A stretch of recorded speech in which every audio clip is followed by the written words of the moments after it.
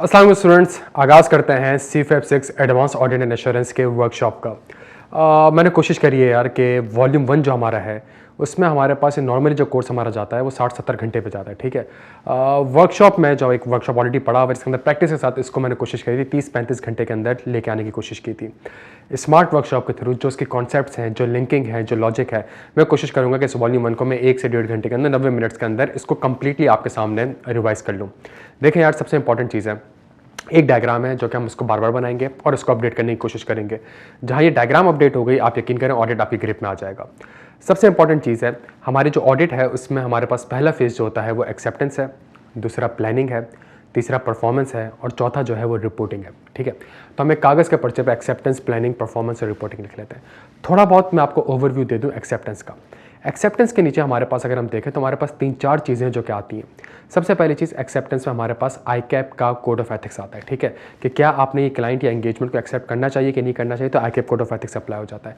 दूसरी चीज़ जो हमारे पास एक्सेप्टेंस में आती है वो हमारे पास आती है कंपनीज एक्ट में जो आपके पास qualification and disqualification of auditor का सेक्शन है वो आ जाता है। तीसरी चीज़, अगर आप लिस्टेड कंपनी है तो कोड ऑफ कॉर्पोरेट गवर्नेंस के जो स्पेसिफिक सेक्शंस हैं वो भी आपके पास आ जाएंगे कि फॉर एग्जांपल अगर आप फाइनेंशियल इंस्टीट्यूशन है तो 5 साल बाद पार्टनर, 5 साल बाद फर्म चेंज होनी चाहिए। अगर आप फाइनेंशियल इंस्टीट्यूशन नहीं है तो नॉर्मली कोई लिस्टेड क्लाइंट है तो 5 साल बाद एटलीस्ट एंगेजमेंट पार्टनर का रोटेट होना ज़रूरी है। चौथी सबसे इंपॉर्टेंट चीज़ है आइजा 300 के 2 पार्ट्स हैं। पहला पार्ट जो प्रिलिमिनरी इंगेजमेंट एक्टिविटीज़ की बात करता है कि जी अगर क्लाइंट एक्सेप्टेंस है तो उसके लिए आपको क्या करना पड़ेगा, अपनी कॉम्पिटेंसी और कैपेबिलिटी को देखना पड़ेगा जो कि कोड ऑफ एथिक्स से लिंक हो रहा है। उसके बाद आपने देखना होगा मैनेजमेंट की इंटेग्रिटी पे कोई डाउट तो नहीं है, क्या आप इंडिपेंडेंस की रिक्वायरमेंट से कंप्लाई कर रहे हैं कि नहीं कर रहे हैं। Again ICAP code of ethics की बात करता है। तो यहाँ पे हमारे पास जो फैक्टर्स हैं वो फैक्टर्स जो हैं वो आइजा 300 का जो पहला पार्ट प्रिलिमिनरी इंगेजमेंट एक्टिविटीज़। पांचवी या चौथी सबसे इंपॉर्टेंट चीज़ हमारे पास है आइजा 210 इंगेजमेंट लेटर, जो आपसे कहता है कि जी जब भी किसी इंगेजमेंट को आप एक्सेप्ट करें तो आप ये देखेंगे क्या प्री कंडीशंस मौजूद है। प्री कंडीशंस होती क्या यार, देखें प्री कंडीशन सबसे पहली चीज़ है फाइनेंशियल रिपोर्टिंग फ्रेमवर्क एक्सेप्टेबल होना जरूरी है, सही है। तो क्या फाइनेंशियल रिपोर्टिंग फ्रेमवर्क एक्सेप्टेबल है, और दूसरी चीज़ क्या प्रीमाइस अवेलेबल है। प्रीमाइस का मतलब ये था कि जी क्या मैनेजमेंट एक्नॉलेज करती है अपनी जिम्मेदारी को कि उसकी जिम्मेदारी to prepare FS in accordance with IFRS to provide all the information to the auditor and internal control की जिम्मेदारी मैनेजमेंट की है। ये हमारे पास कुछ कॉन्सेप्ट्स हैं एक्सेप्टेंस से रिलेटेड। चलें बच्चों, अगले इसमें आते हैं हम प्लानिंग के फेज में। प्लानिंग के फेज में अगर हम देखें तो प्लानिंग के फेज में सबसे पहला और इंपॉर्टेंट स्टैंडर्ड जो है वो आइजा 300 का सेकंड पार्ट है, सही है, जिसमें आप एक ऑडिट स्ट्रेटेजी बनाते हो और इस स्ट्रेटेजी के बेसिस पे आप एक ऑडिट प्लान बनाते हो। स्ट्रेटेजी में आपने कैरेक्टरिस्टिक ऑफ द एंगेजमेंट को देखना होता है, रिपोर्टिंग ऑब्जेक्टिव्स को देखना होता है, सिग्निफिकेंट इश्यूज वगैरह कोई हैं उसको आपने एनालाइज करना होता है, रिसोर्सेज को आपने चेक करना होता है कि आपको कितनी रिसोर्सेज की जरूरत है, कब जरूरत है। इन सारे फैक्टर्स के बेसिस पे आपने एक अच्छी स्ट्रेटेजी बनानी होती है और जब एक अच्छी स्ट्रेटेजी बन जाती है तो उसके बेसिस पे आपने एक ऑडिट प्लान बनाना होता है। ऑडिट प्लान के अंदर 2 चीजें आती हैं, रिस्क को आइडेंटिफाई करना और असेस करना, जिसके ऊपर आइजा 315 है, ठीक है। अगर आप एक बैंक का ऑडिट कर रहे हैं तो बैंक की 1200 ब्रांचेस है, तो 1200 ब्रांचेस हैं तो भाई स्ट्रेटेजी क्या होनी चाहिए, स्ट्रेटेजी होनी चाहिए 1200 ब्रांचेस में से कितनी ब्रांचेस का मैंने ऑडिट करना है, ठीक है। अगर 1200 ब्रांचेस है, 1200 ब्रांचेस के अंदर डिपॉजिट स्कैटर्ड हुआ है, हर ब्रांच के अंदर एक कस्टमर आता है डिपॉजिट कराता है, तो डिपॉजिट्स को कैसे वेरीफाई करना है। तो ये जो आपकी सारी चीजें होती हैं ये स्ट्रेटेजी से लिंक्ड होती है। क्या IT को यूज करना है नहीं करना, क्या उनके इंटरनल ऑडिट डिपार्टमेंट को यूज करना है कि नहीं करना, क्या हमें एक्सपर्ट की जरूरत पड़ेगी या नहीं पड़ेगी, ये सारी की सारी बातें आपके पास स्ट्रेटेजी से रिलेटेड आती हैं। प्लानिंग में अगर हम मूव करें तो प्लानिंग में जहां स्ट्रेटेजी खत्म होता है और वो ऑडिट प्लान की बात करता है वहां पे अगला स्टैंडर्ड हमारे पास आ जाता है जिसका नाम है आइजा 315। अब हम प्लानिंग में हैं और प्लानिंग में हम एक स्टैंडर्ड पढ़ रहे हैं आइजा 315। देखिए यार, आइजा 315 कहता है क्या, आइजा 315 कहता है कि यार जहां आइजा 300 ने आपको छोड़ा है ना वहां पर 315 आपको पकड़ेगा और 315 पकड़ के आपको कहेगा जी मैं आपको सिखाता हूं कि ऑडिट रिस्क को कैसे आइडेंटिफाई करते हैं और असेस करते हैं। ऑडिट रिस्क को आइडेंटिफाई और असेस करने के लिए आपने सबसे पहला काम ये करना होता है, अपनी अंडरस्टैंडिंग ऑब्टेन करनी होती है एंटिटी की, उसके एनवायरमेंट की और उसके इंटरनल कंट्रोल की। जब आप एक कंपनी को ऑडिट कर रहे हैं और उसकी अंडरस्टैंडिंग ऑब्टेन करते हैं एनवायरमेंट की, एंटिटी की, इंटरनल कंट्रोल की, तो इससे आपको बहुत सी इंफॉर्मेशन मिलती है। वो information could be a risk factor जिसकी वजह से कोई ना कोई रिस्क हो सकता है, या तो FS लेवल पे या एजर्शन लेवल पे, सही है, या तो FS लेवल पे रिस्क होगा और एजर्शन लेवल पे रिस्क होगा। जब आपने वो रिस्क आइडेंटिफाई कर लिया, जब आपने रिस्क आइडेंटिफाई कर लिया, सही है, तो उसके बाद आपने सिर्फ उस रिस्क को आइडेंटिफाई नहीं करना बल्कि उस रिस्क की असेसमेंट भी करनी है, सही है। असेसमेंट क्यों करनी है, असेसमेंट इसलिए करनी है बिकॉज एज एन ऑडिटर आज जो सिग्निफिकेंट रिस्क होगा उस पर आपको ज्यादा तवज्जो देनी है, ज्यादा स्पेशल ऑडिट कंसिडरेशन है। अगर एस्टिमेशन है, कॉम्प्लेक्सिटीज है, अनसर्टेनिटीज है, फ्रॉड है, तो ये सिग्निफिकेंट रिस्क तस्वुर किया जाएगा तब जब इसकी लाइक्लीहुड और मैग्नीट्यूड जो स्केल है हमारे पास उसके टॉप पे जा रहा होगा, जो हमारे पास जो उसके स्केल के टॉप पे जा रहा होगा, तो वो हमारे पास जो रिस्क कहलाएगा वो सिग्निफिकेंट रिस्क कहलाएगा। तो 315 में स्टैंडर्ड आपसे कहता है कि आपने अंडरस्टैंडिंग ऑब्टेन करनी है एंटिटी की, एनवायरनमेंट की, इंटरनल कंट्रोल की, ताकि आपको रिस्क फैक्टर पता चले, उसको लिंक करें एफएस लेवल से या एजर्शन लेवल से, और फिर उसके बाद आप रिस्क की असेसमेंट करें। अच्छा, रिस्क को रिवीजन भी हो सकता है, ठीक है। ये चूंकि प्लानिंग फेज है, लेकिन परफॉर्मेंस फेज या रिपोर्टिंग फेज में भी अगर आपको कोई ऐसी इन्फॉर्मेशन मिलती है जिसके बेसिस पे आपको लगता है कि यार मुझे रिस्क को रिवाइज करने की जरूरत पड़ेगी, तो आप प्लीज़ रिस्क को रिवाइज करें। आज 315 खुद आपसे इस चीज़ के ऊपर रिक्वेस्ट करता है। प्लानिंग फेज में ही मैं एक और काम ये करता हूँ कि मैं आइज़ा 320 के हिसाब से मटीरियलिटी डिटरमाइन करता हूँ। सही है। मटीरियलिटी होता क्या है? मिस स्टेटमेंट, कोई भी मिस स्टेटमेंट इंडिविजुअली और in aggregate could affect the economic decision of the user of the financial statement. सही है। मटीरियलिटी का स्टैंडर्ड आपसे 2 से 3 बातें करता है। सबसे इंपॉर्टेंट बातें करता है कि जी मटीरियलिटी को डिटरमाइन कैसे करना है। तो ये जो डेफिनेशन है, इसी में से मटीरियलिटी को डिटरमाइन करने की बातें निकलती है। फॉर एग्जाम्पल, आप जिस कंपनी को ऑडिट कर रहे हैं, तो आपने जो 315 में चीज़ें पढ़ी उसको सामने रखें। आप देखें नेचर ऑफ द एंटिटी क्या है, आप देखें उसका ओनरशिप एंड गवर्नेंस स्ट्रक्चर क्या है, आप देखें कि उसने फाइनेंसिंग वगैरह कहाँ से ऑब्टेन करी है। उस बेसिस पे आप एनालाइज करें कि जो यूजर है उसका फाइनेंशियल स्टेटमेंट्स के एलिमेंट्स में फोकस किसके ऊपर होगा। सही है। For example, nature of the company listed entity है। सही है। बैंक से लोन लिया हुआ है, बैंक से लोन नहीं लिया हुआ है, ठीक है। लिस्टेड एंटिटी है और फाइनेंशियल स्टेटमेंट में प्रॉफिट आ रहा है, तो फाइनेंशियल स्टेटमेंट में बेतहाशा एलिमेंट आ रहे होंगे। बट जो उसका यूजर है, उसका यूजर है कौन? यूजर शेयर होल्डर है। और शेयर होल्डर का इकोनॉमिक डिसीजन क्या होगा? शेयर होल्डर का इकोनॉमिक डिसीजन होगा कि क्या मैंने इस कंपनी के शेयर्स खरीदने हैं या नहीं खरीदने, क्या इसको बेचने हैं, क्या डिविडेंड मिलेगा नहीं मिलेगा। वो चीज डिराइव होती है प्रॉफिट बिफोर टैक्स से। तो आपने फॉरन से प्रॉफिट बिफोर टैक्स का नंबर पकड़ा और आपने उसके ऊपर 5% अप्लाई करा और उसके बेसिस पर आपने मटीरियलिटी डिटरमाइन कर ली। तो ये हमारे पास इसी डेफिनेशन से सबसे पहली चीज है कि हमने मटीरियलिटी को डिटरमाइन कैसा करना है। जब आप मटीरियल डिटरमाइन कर लेते हैं तो उसके बाद आइजा आपसे कहता है कि यार उसको थोड़ा सा कम कर दो, एक और मटीरियलिटी निकालो जिसका नाम है परफॉर्मेंस मटीरियलिटी। और इस परफॉर्मेंस मटीरियल को आप इसलिए कम कर दो बिकॉज जहां आप मटीरियलिटी को थोड़ा सा कम करके परफॉर्मेंस मटीरियलिटी पे लेके आ जाओगे तो आपके सैंपल साइज, जो कि परफॉर्मेंस का वर्ड यूज हो रहा है, तो आपके सैंपल साइज ऑटोमेटिकली ज्यादा हो जाएंगे। और जहां आपके सैंपल साइज ज्यादा हो जाएंगे वहां आपका ऑडिट रिस्क जो है, audit risk is equal to inherent risk multiply by control risk multiply by detection risk. Detection risk कम हो जाएगा, जब डिटेक्शन रिस्क कम हो जाएगा ओवरऑल ऑडिट रिस्क भी आपका कम हो जाएगा। तो फिर वो एक और कॉन्सेप्ट की बात करता है परफॉर्मेंस मटीरियलिटी की। फिर एक और कॉन्सेप्ट वो आपसे कहता है और वो कहता है कि जी टॉलरेबल मिस स्टेटमेंट। वो कहता है कुछ मिस स्टेटमेंट ऐसी होती हैं जो कि आप बर्दाश्त कर सकते हो। अगर कोई मिस स्टेटमेंट आप आइडेंटिफाई करते हो, उसको प्रोजेक्ट भी करते हो और वो टॉलरेबल मिस स्टेटमेंट से कम है, तो उसके ऊपर एज एन ऑडिटर आपने कुछ भी करने की जरूरत नहीं है, आप उसको बिल्कुल इग्नोर कर दें। लेकिन अगर वो टॉलरेबल मिस स्टेटमेंट से आगे बढ़ जाती है तो फिर एज अ 530 कनेक्ट हो जाएगा सैम्पलिंग का स्टैंडर्ड, जो कि आपको बताता है कि हमने क्या करना है। ठीक है। अच्छा भाई, मटीरियलिटी भी डिटरमाइन कर ली। जब आपने मटीरियलिटी डिटरमाइन कर ली तो उसके बाद सबसे इंपॉर्टेंट चीज़, हम एक और स्टैंडर्ड को देखते हैं जो हमारे पास है, आइजा 240 फ्रॉड। आइजा 240 का क्विक रिवीजन मैं अगर आपसे करूं तो आइजा 240 को अगर मैं लेफ्ट हैंड साइड पे लिखूं, ठीक है, और अगर मैं देखूं तो आइजा 240 आपसे प्लानिंग की बात भी करता है, परफॉर्मेंस की बात भी करता है और रिपोर्टिंग की बात करता है। ठीक है। आइजा 240 फ्रॉड का जो स्टैंडर्ड है वो आपसे प्लानिंग, परफॉर्मेंस, रिपोर्टिंग। आइजा 315 से वो सिर्फ प्लानिंग की बात करता है। 320 मटीरियलिटी आपसे से वो सिर्फ मटीरियल की डिटर्मिनेशन के बारे में बात करता है, रिविजन के बारे में बात करता है। आइजा 240 फ्रॉड ऐसा स्टैंडर्ड है जो कि प्लानिंग, परफॉर्मेंस और रिपोर्टिंग तीनों की बात करता है। सही है।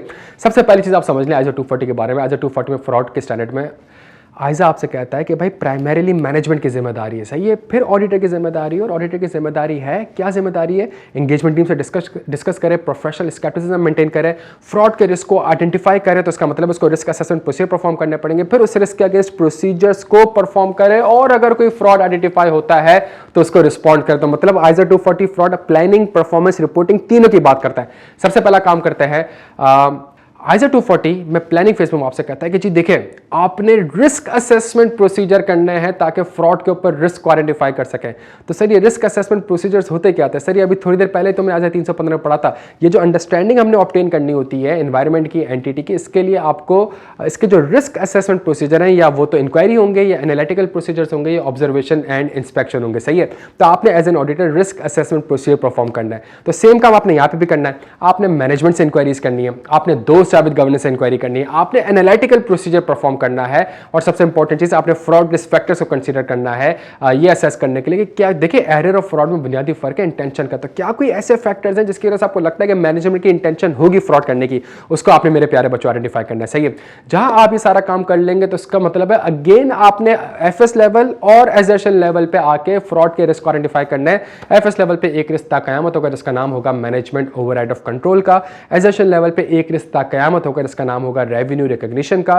रेवेन्यू रिकग्निशन जो कि एसेशन लेवल का रिस्क है, इसके ऊपर स्टैंडर्ड आपसे कहता है कि अगर रेवेन्यू बहुत ही सिंपल नेचर का है तो इस पर आप चाहे तो सिग्निफिकेंट रिस्क ऑफ फ्रॉड को आइडेंटिफाई ना करें। मैं एग्जाम्पशन अलाउ करता हूं, इंटरनल डिस्कशन वगैरह आप कर लें, मैं एग्जाम्पशन अलाउ करता हूं, लेकिन इसका यह मतलब नहीं है कि रेवेन्यू पे आप रिस्क ही आइडेंटिफाई ना करें। 240 के हिसाब से फ्रॉड का रिस्क आइडेंटिफाई नहीं होगा, लेकिन 315 जो हमने पढ़ा था उसके हिसाब से आप अकरेंस कंप्लीटनेस के ऊपर रिस्क वगैरह आइडेंटिफाई कर लें। सही है, तो ये एक नॉर्मली मसला होता है। जब रिस्क आइडेंटिफाई कर लिया तो अगला काम ये करना है भाई, हमें प्रोसीजर्स परफॉर्म करना है। जब प्रोसीजर परफॉर्म करना है तो जो एफएस लेवल का रिस्क है उसके ऊपर एज आपको 3 प्रोसीजर बताता है। एज कहता है कि जी एंगेजमेंट टीम, सबसे पहली चीज एंगेजमेंट टीम इस लेवल की होनी चाहिए, उसके पास sufficient level of knowledge and expertise होनी चाहिए ताकि वो फ्रॉड के रिस्क को एड्रेस कर सके, सही, फ्रॉड को डिटेक्ट कर सके। तो सबसे पहला काम, अगर एफएस लेवल पे रिस्क है तो आपने एंगेजमेंट टीम। दूसरी चीज, आपने अकाउंटिंग पॉलिसीज को इवैल्यूएट करना है मेरे प्यारे बच्चों, सही है। और तीसरी सबसे इंपॉर्टेंट चीज, इनकॉर्पोरेट करना है एलिमेंट ऑफ अनप्रेडिक्टेबिलिटी को in determining the nature, timing, extent of audit procedure. उसके बाद जब आप एमओसी का रिस्क है जो कि ताक़यामत होगा, सही, उसके ऊपर क्या ऑडिटर परफॉर्म करे, तो मैनेजमेंट कंट्रोल को ओवरराइड करती कैसे है? मैनेजमेंट कंट्रोल को ओवरराइड ऐसे करती है कि वो फिक्टिशियस जर्नल एंट्रीज रिकॉर्ड करती है, तो आप जर्नल एंट्रीज को टेस्ट कर लें। मैनेजमेंट कंट्रोल को कैसे ओवरराइड करती है? मैनेजमेंट कंट्रोल को ऐसे ओवरराइड करती है कि वो एस्टिमेट्स को चेंज कर सकती है, तो आप एस्टिमेट्स को चेक कर लें कि क्या एस्टिमेट्स रीजनेबल है। मैनेजमेंट कंट्रोल को कैसे ओवरराइड कर सकती है? कोई कॉम्प्लेक्स ट्रांजैक्शन में या outside the normal course of business में एंगेज हो सकती है, तो आप ये चेक कर लें कि उस ट्रांजैक्शन का बिजनेस रैशनल क्या है, सही है। तो फ्रॉड के मद में आपने प्रोसीजर परफॉर्म करना है। एज 240 के अपेंडिक्स 1, 2, 3 में फ्रॉड रिस्क फैक्टर, अगर फ्रॉड आइडेंटिफाई तो कैसे रिस्पॉन्ड करना है, फ्रॉड के अगेंस्ट कुछ प्रोसीजर्स बताए हुए हैं, उसको आपने लाजमी देखना है बच्चों, ठीक है। अच्छा भाई, प्रोसीजर परफॉर्म कर लिया। जब ये प्रोसीजर्स मैंने परफॉर्म करे तो इसके बाद अगर कोई सर्कमस्टांसेस इंडिकेट करती हैं पॉसिबिलिटी ऑफ फ्रॉड का, मतलब अगर कोई मुझे मिस स्टेटमेंट आइडेंटिफाई होती है, तो मिस स्टेटमेंट 2 किस्म की होती है, या तो एरर है या indication of possibility of fraud है। अगर तो वो indication of possibility of fraud है, क्या मतलब कि फॉर एग्जांपल कोई लास्ट मिनट एडजस्टमेंट हुई है, सही है, एक ऐसी मिस स्टेटमेंट आपने आइडेंटिफाई करी है जो कि अनऑथराइज्ड है, उसके अगेंस्ट मैनेजमेंट आपको सपोर्टिंग डॉक्यूमेंट प्रोवाइड ही नहीं कर पा रही, कंफर्मेशन में बेतहाशा डिफरेंस है, मैनेजमेंट एक कंफर्मेशन डिफरेंसेस को रिकंसाइल नहीं कर पा रही, अगर कोई ऐसी इंडिकेशन है तो इसका मतलब ये इंडिकेट करता है पॉसिबिलिटी ऑफ फ्रॉड को। आपने फौरन से, प्यारे बच्चों, जितना भी काम अब तक किया सारा काम आपको रिपीट करना पड़ेगा। आपने फौरन से बैठ के इस मिस स्टेटमेंट के इंपैक्ट को other aspect of the audit में भी देखना पड़ेगा, बिकॉज फ्रॉड एक आइसोलेटेड इवेंट नहीं होता है। अगर मैं इसको छेड़ूंगा तो ये नंबर भी हिल जाएगा, तो मैं इसको बिठाने की कोशिश करूंगा, ये नंबर जब बैठ जाएगा तो एक और नंबर हिल जाएगा, मैं इसको सही करने की कोशिश करूंगा। तो यहाँ पे आपने अदर एस्पेक्ट ऑफ ऑडिट, अगर सीनियर मैनेजमेंट इन्वॉल्व है और मैनेजमेंट की इंटेग्रिटी पे डाउट क्रिएट हो रहा है, प्यारे बच्चों, सही, अगर सीनियर मैनेजमेंट इन्वॉल्व है, मैनेजमेंट की इंटेग्रिटी पे डाउट क्रिएट हो गया, आयजा कहते हैं अभी थोड़ी देर पहले तो मैनेजमेंट की गो तो बैठ के इंक्वायरियां कर रहे थे कि हाँ भाई कोई फ्रॉड हुआ है कि नहीं हुआ, सही है, और वो खुद बैठ के फ्रॉड कर रही थी, तो तुम्हें क्या पता? इसका मतलब तुम्हारी तो सारी रिस्क असेसमेंट ही रिवाइज करनी पड़ेगी। तो अपने रिस्क असेसमेंट प्लानिंग फेज को वापस से रिवाइज करो, परफॉर्मेंस फेज में आके वापस से ऑडिट प्रोसीजर परफॉर्म करो, सही है। जितने भी ऑडिट एविडेंस मिले हैं उस सबको रीअसेस करो, जितने भी तुम्हारे पास रिटन रिप्रेजेंटेशन तुम्हें मिली है उन सबको रीइवैल्यूएट करो, बिकॉज फ्रॉड एक आइसोलेटेड इवेंट नहीं होता। और रिपोर्टिंग इंप्लीकेशन आपसे कहता है, रिपोर्टिंग इंप्लीकेशन आपसे कहता है कि अगर सीनियर मैनेजमेंट इन्वॉल्व है तो आप विड्रॉल कर जाओ, सही है। अगर सीनियर मैनेजमेंट इन्वॉल्व है तो फिर आप एक काम ये करें कि आप विड्रॉल कर जाए। यहाँ हमारे पास फ्रॉड का स्टैंडर्ड है, फ्रॉड 2 किस्म की होती है, या तो फ्रॉडुलेंट फाइनेंशियल रिपोर्टिंग होता है या मिस एप्रोप्रिएशन ऑफ एसेट होता है। चलें बच्चों, आइजा 240 के बाद हम एक और स्टैंडर्ड पढ़ते हैं जिसका नाम है आइजा 570 गोइंग कंसर्न। देखें, गोइंग कंसर्न के बारे में एक चीज़ याद रखें, गोइंग कंसर्न के स्टैंडर्ड को भी अगर हम देखें तो अगेन मैं आइजा 570 लिखता हूँ। Going concern planning, performance, reporting, तीनों चीज़ों को कवर करता है। सबसे पहली बात तो प्लानिंग में आपसे ये करता है कि जी एज एन ऑडिटर आप मैनेजमेंट से इंक्वायरी कर लें क्या कोई इवेंट्स और कंडीशन है, आप मैनेजमेंट से इंक्वायरी कर लें कि गोइंग कंसर्न असेसमेंट की बेसिस क्या है, ठीक है, क्या आपने कोई गोइंग कंसर्न की असेसमेंट करी है कि नहीं करी, जो आपके प्लान्स हैं वो फिजिबल है कि नहीं है। और प्लान और गोइंग कंसर्न के प्लानिंग फेज में आप इवेंट्स और कंडीशन को समझने की कोशिश करें। इवेंट्स और कंडीशन होते क्या है प्यारे बच्चों, किसी भी रीज़न की वजह से अगर आपके प्रॉफिटेबिलिटी में, कैश फ्लो में, ऑपरेशंस को एडवर्सली अफेक्ट करता है, सही, एडवर्सली अफेक्ट करता है, उसका मतलब है वो जो हादसा है, वो जो इवेंट है, वो आपका जो है वो इवेंट और कंडीशन है जो कि सिग्निफिकेंट डाउट क्रिएट कर रहा है गोइंग कंसर्न के ऊपर। ये काम आपने प्लानिंग में करा। परफॉर्मेंस फेज में क्या काम करें? परफॉर्मेंस फेज में आप ये काम करें कि आप मैनेजमेंट से गोइंग कंसर्न की असेसमेंट लें, एटलीस्ट 12 महीने की होनी चाहिए। Cash flows and P&L forecast ले, वो जो फोरकास्ट है उसमें एजम्पशंस इन्वॉल्व होती हैं, एजम्पशंस को चेक कर लें कि क्या एजम्पशन रीजनेबल है। वो फोरकास्ट किसी न किसी डेटा को फोरकास्ट किया गया होगा, तो डेटा को चेक कर लें क्या वो डेटा कंप्लीट एंड एक्यूरेट है। सब्सिक्वेंट इवेंट का प्रोसीजर कर लें, सब्सिक्वेंट इंटरिम फाइनेंशियल स्टेटमेंट्स वगैरह ले लें, minutes of the meeting of board of director देख लें, लोन एग्रीमेंट्स देख लें, लीगल काउंसिल से इंक्वायरी कर लें। ये कुछ प्रोसीजर हैं जो कि आइजा 570 ने आपको बताए हैं। इसमें से कुछ प्रोसीजर्स वो हैं जो कि जनरल है, जो कि आप पेपर में लिख सकते हैं। अगर कोविनेंट का कोई मसला नहीं है तो लोन एग्रीमेंट देखने की जरूरत नहीं है, ठीक है। अगर इसके अलावा कोई लीगल मसला नहीं है, सवाल सवाल में, तो आपने लीगल काउंसिल वाला पॉइंट लिखने की ज़रूरत नहीं है। ये सारी टेक्निक हमने डिस्कस की हुई है। अच्छा, जब आप प्रोसीजर परफॉर्म कर लेंगे तो अगला काम है रिपोर्टिंग का, और रिपोर्टिंग के अंदर वो कहता है कि जी देखें क्या इवेंट और कंडीशन आइडेंटिफाई हुई है, यस, क्या मैनेजमेंट ने गोइंग कंसर्न की असेसमेंट करी है, या तो करी होगी या नहीं करी होगी। अगर मैनेजमेंट ने गोइंग कंसर्न की असेसमेंट करी है तो क्या गोइंग कंसर्न एजम्पशन अप्रोप्रिएट है, या तो अप्रोप्रिएट होगी या तो अप्रोप्रिएट नहीं होगी। अगर तो गोइंग कंसर्न की एजम्पशन अप्रोप्रिएट है तो क्या मटीरियल अनसर्टेनिटी एग्जिस्ट करती है, या तो एग्जिस्ट करती होगी या तो एग्जिस्ट नहीं करती होगी। अगर मटीरियल अनसर्टेनिटी एग्जिस्ट करती है तो क्या मैनेजमेंट ने उसको एडिक्वेटली डिस्क्लोज किया हुआ है, या तो डिस्क्लोज किया होगा या तो डिस्क्लोज नहीं किया होगा, और इसी की सारी रिपोर्टिंग इंप्लीकेशन आपके सामने पेश है। सही है। अगर मैनेजमेंट ने गोइंग कंसर्न की असेसमेंट नहीं करी है, ठीक है, अगर मैनेजमेंट ने गोइंग कंसर्न, तो मैनेजमेंट किस बेसिस पे फाइनेंशियल में गोइंग कंसर्न बना रही है, स्कोप लिमिटेशन ट्रिगर कर जाएगा। अगर मैनेजमेंट ने गोइंग कंसर्न की असेसमेंट करी है और इवेंट्स और कंडीशन भी एग्जिस्ट करते हैं, मटीरियल अनसर्टेनिटी अगर एग्जिस्ट नहीं करती है, तो यहां पे स्टैंडर्ड आपसे कहता है कि जी फिर भी एक डिस्क्लोजर जाना चाहिए, और मैनेजमेंट जब इसको डिस्क्लोज करेगी तो एज एन ऑडिटर आप मटीरियल अनसर्टेनिटी का सेक्शन नहीं डालेंगे, बिकॉज ये मटीरियल अनसर्टेनिटी नहीं है, मटीरियल अनसर्टेनिटी एग्जिस्ट ही नहीं करती, लेकिन इवेंट्स और कंडीशन थे, हालात खराब हुए थे, लेकिन मैनेजमेंट ने उसको संभाल लिया। सही है। तो यहां पे जाके अगर लिस्टेड कंपनी होगी तो आप कैम दे दीजिएगा, अदर देन लिस्टेड कंपनी होगी तो आप एम्फेसिस ऑफ मैटर पैराग्राफ दे सकते हैं। तो आईएसओ 570 अगेन आपसे तीनों बातें करता है, प्लानिंग की बात करता है, परफॉर्मेंस की बात करता है, रिपोर्टिंग की बात करता है। एक और काम करते हैं बच्चों, रिलेटेड पार्टी का स्टैंडर्ड देख लेते हैं। अगर मैं रिलेटेड पार्टी के स्टैंडर्ड को देखूं तो अगेन रिलेटेड पार्टी के स्टैंडर्ड में भी तीन चीज़ें कवर की गई है, प्लानिंग, परफॉर्मेंस, रिपोर्टिंग से। ये प्लानिंग की अगर मैं बात करूं तो प्लानिंग के अंदर वो सबसे पहले कहता है कि जी आप मैनेजमेंट से आप रिलेटेड पार्टी की अंडरस्टैंडिंग ऑब्टेन करें। सही है।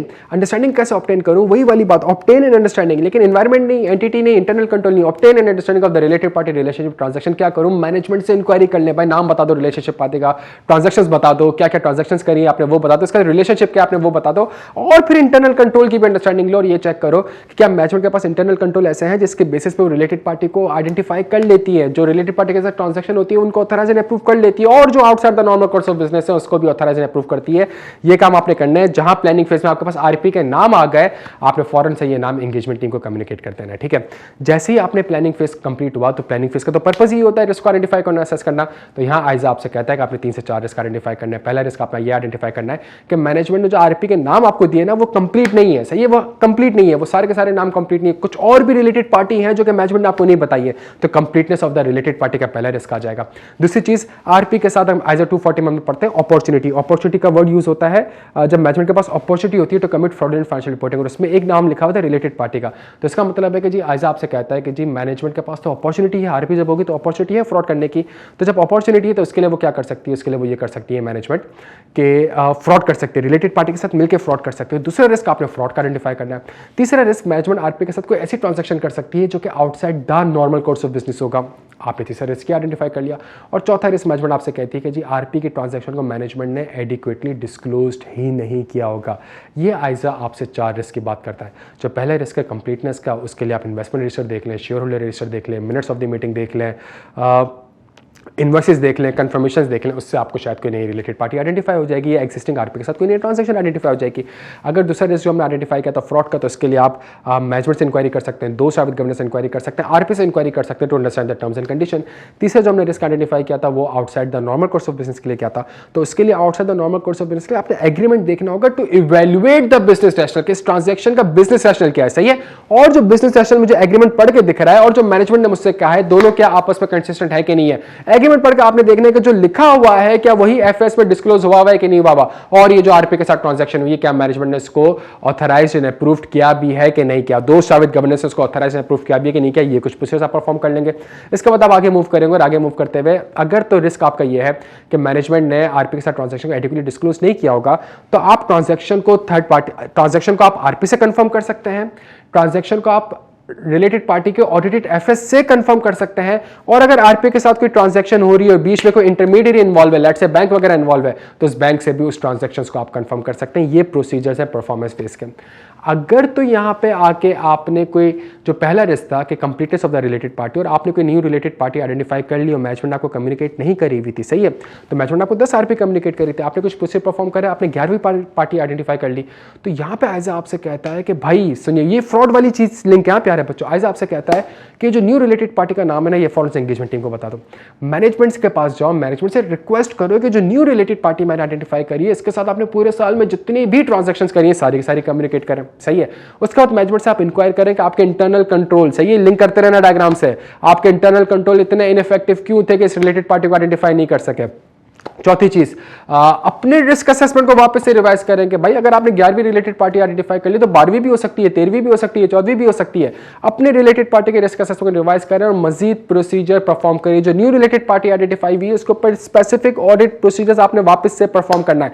और अगर आपको लगता है कि मैनेजमेंट ने जानबूझ के आपसे आरपी छुपाई हुई है तो एज अ 240 अप्लाई हो जाएगा। और एज अ 240 में अगेन जाके जो हमारे पास 3 फेजेस थे, प्लानिंग, परफॉर्मेंस, रिपोर्टिंग, तो हमारे पास जो रिपोर्टिंग वाला एरिया था, अगर कोई मिस स्टेटमेंट आपको आइडेंटिफाई होती है जो कि इंडिकेट करता है पॉसिबिलिटी ऑफ फ्रॉड को, तो वो ऑब्जेक्टिव 3 वहां पे मेरे प्यारे बच्चों अप्लाई हो जाएगा। सही है।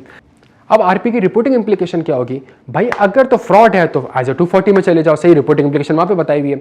अगर मैनेजमेंट ने आरपी की ट्रांजैक्शन को डिस्क्लोज नहीं करी और डिस्क्लोज होनी चाहिए तो इसका मतलब ये तो मिस स्टेटमेंट है। अगर इंपैक्ट मटेरियल है तो क्वालिफाइड, मटेरियल प्लस परवेसिव है तो एडवर्स। अगर मैनेजमेंट ने फॉर एग्जांपल आरपी के साथ ट्रांजैक्शंस को आप बताई तो है लेकिन इसको एडिक्वेटली डिस्क्लोज नहीं कर रही तो अगेन इसका मतलब है ये मिस स्टेटमेंट है। अगर इंपैक्ट मटेरियल है तो क्वालिफाइड, मटेरियल प्लस परवेसिव है तो एडवर्स।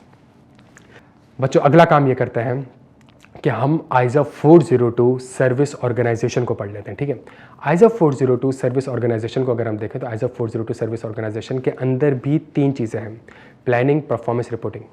ISA 402 सर्विस ऑर्गेनाइजेशन जो है प्यारे बच्चों, ये अगेन आपसे प्लानिंग की बात करता है, परफॉर्मेंस की बात करता है, रिपोर्टिंग की बात करता है। ये स्टाइल भी आपसे तीनों की बातें करता है। ठीक है, प्लानिंग फेज में देखिए ये अप्लाई कब होगा सर्विस ऑर्गेनाइजेशन, ये तब अप्लाई होगा जब फॉर एग्जांपल आप एक कंपनी है और आप कुछ काम कर रहे हैं, उसमें से कुछ काम ऐसा है जो कि कोई थर्ड पार्टी कर रही है, कोई और कर रहा है और उसके बेसिस पे फाइनेंशियल स्टेटमेंट में कोई चीज़ रिकॉर्ड हो रही है। सही है, मतलब एक ऐसी चीज़ है, आइडियली आप एक कंपनी बनाते हो और सारा काम आप खुद कर रहे होते हैं, लेकिन अगर कोई काम आपने आउटसोर्स कर दिया और जब आउटसोर्स कर दिया है तो वो जो नंबर आपको बता रहा है उसके बेसिस पे आप फाइनेंशियल स्टेटमेंट में चीज़ों को नोट कर रहे हैं, रिकॉर्ड कर रहे हैं, तो यहाँ पे आपके पास एप्लीकेबल हो जाएगा ISA 402।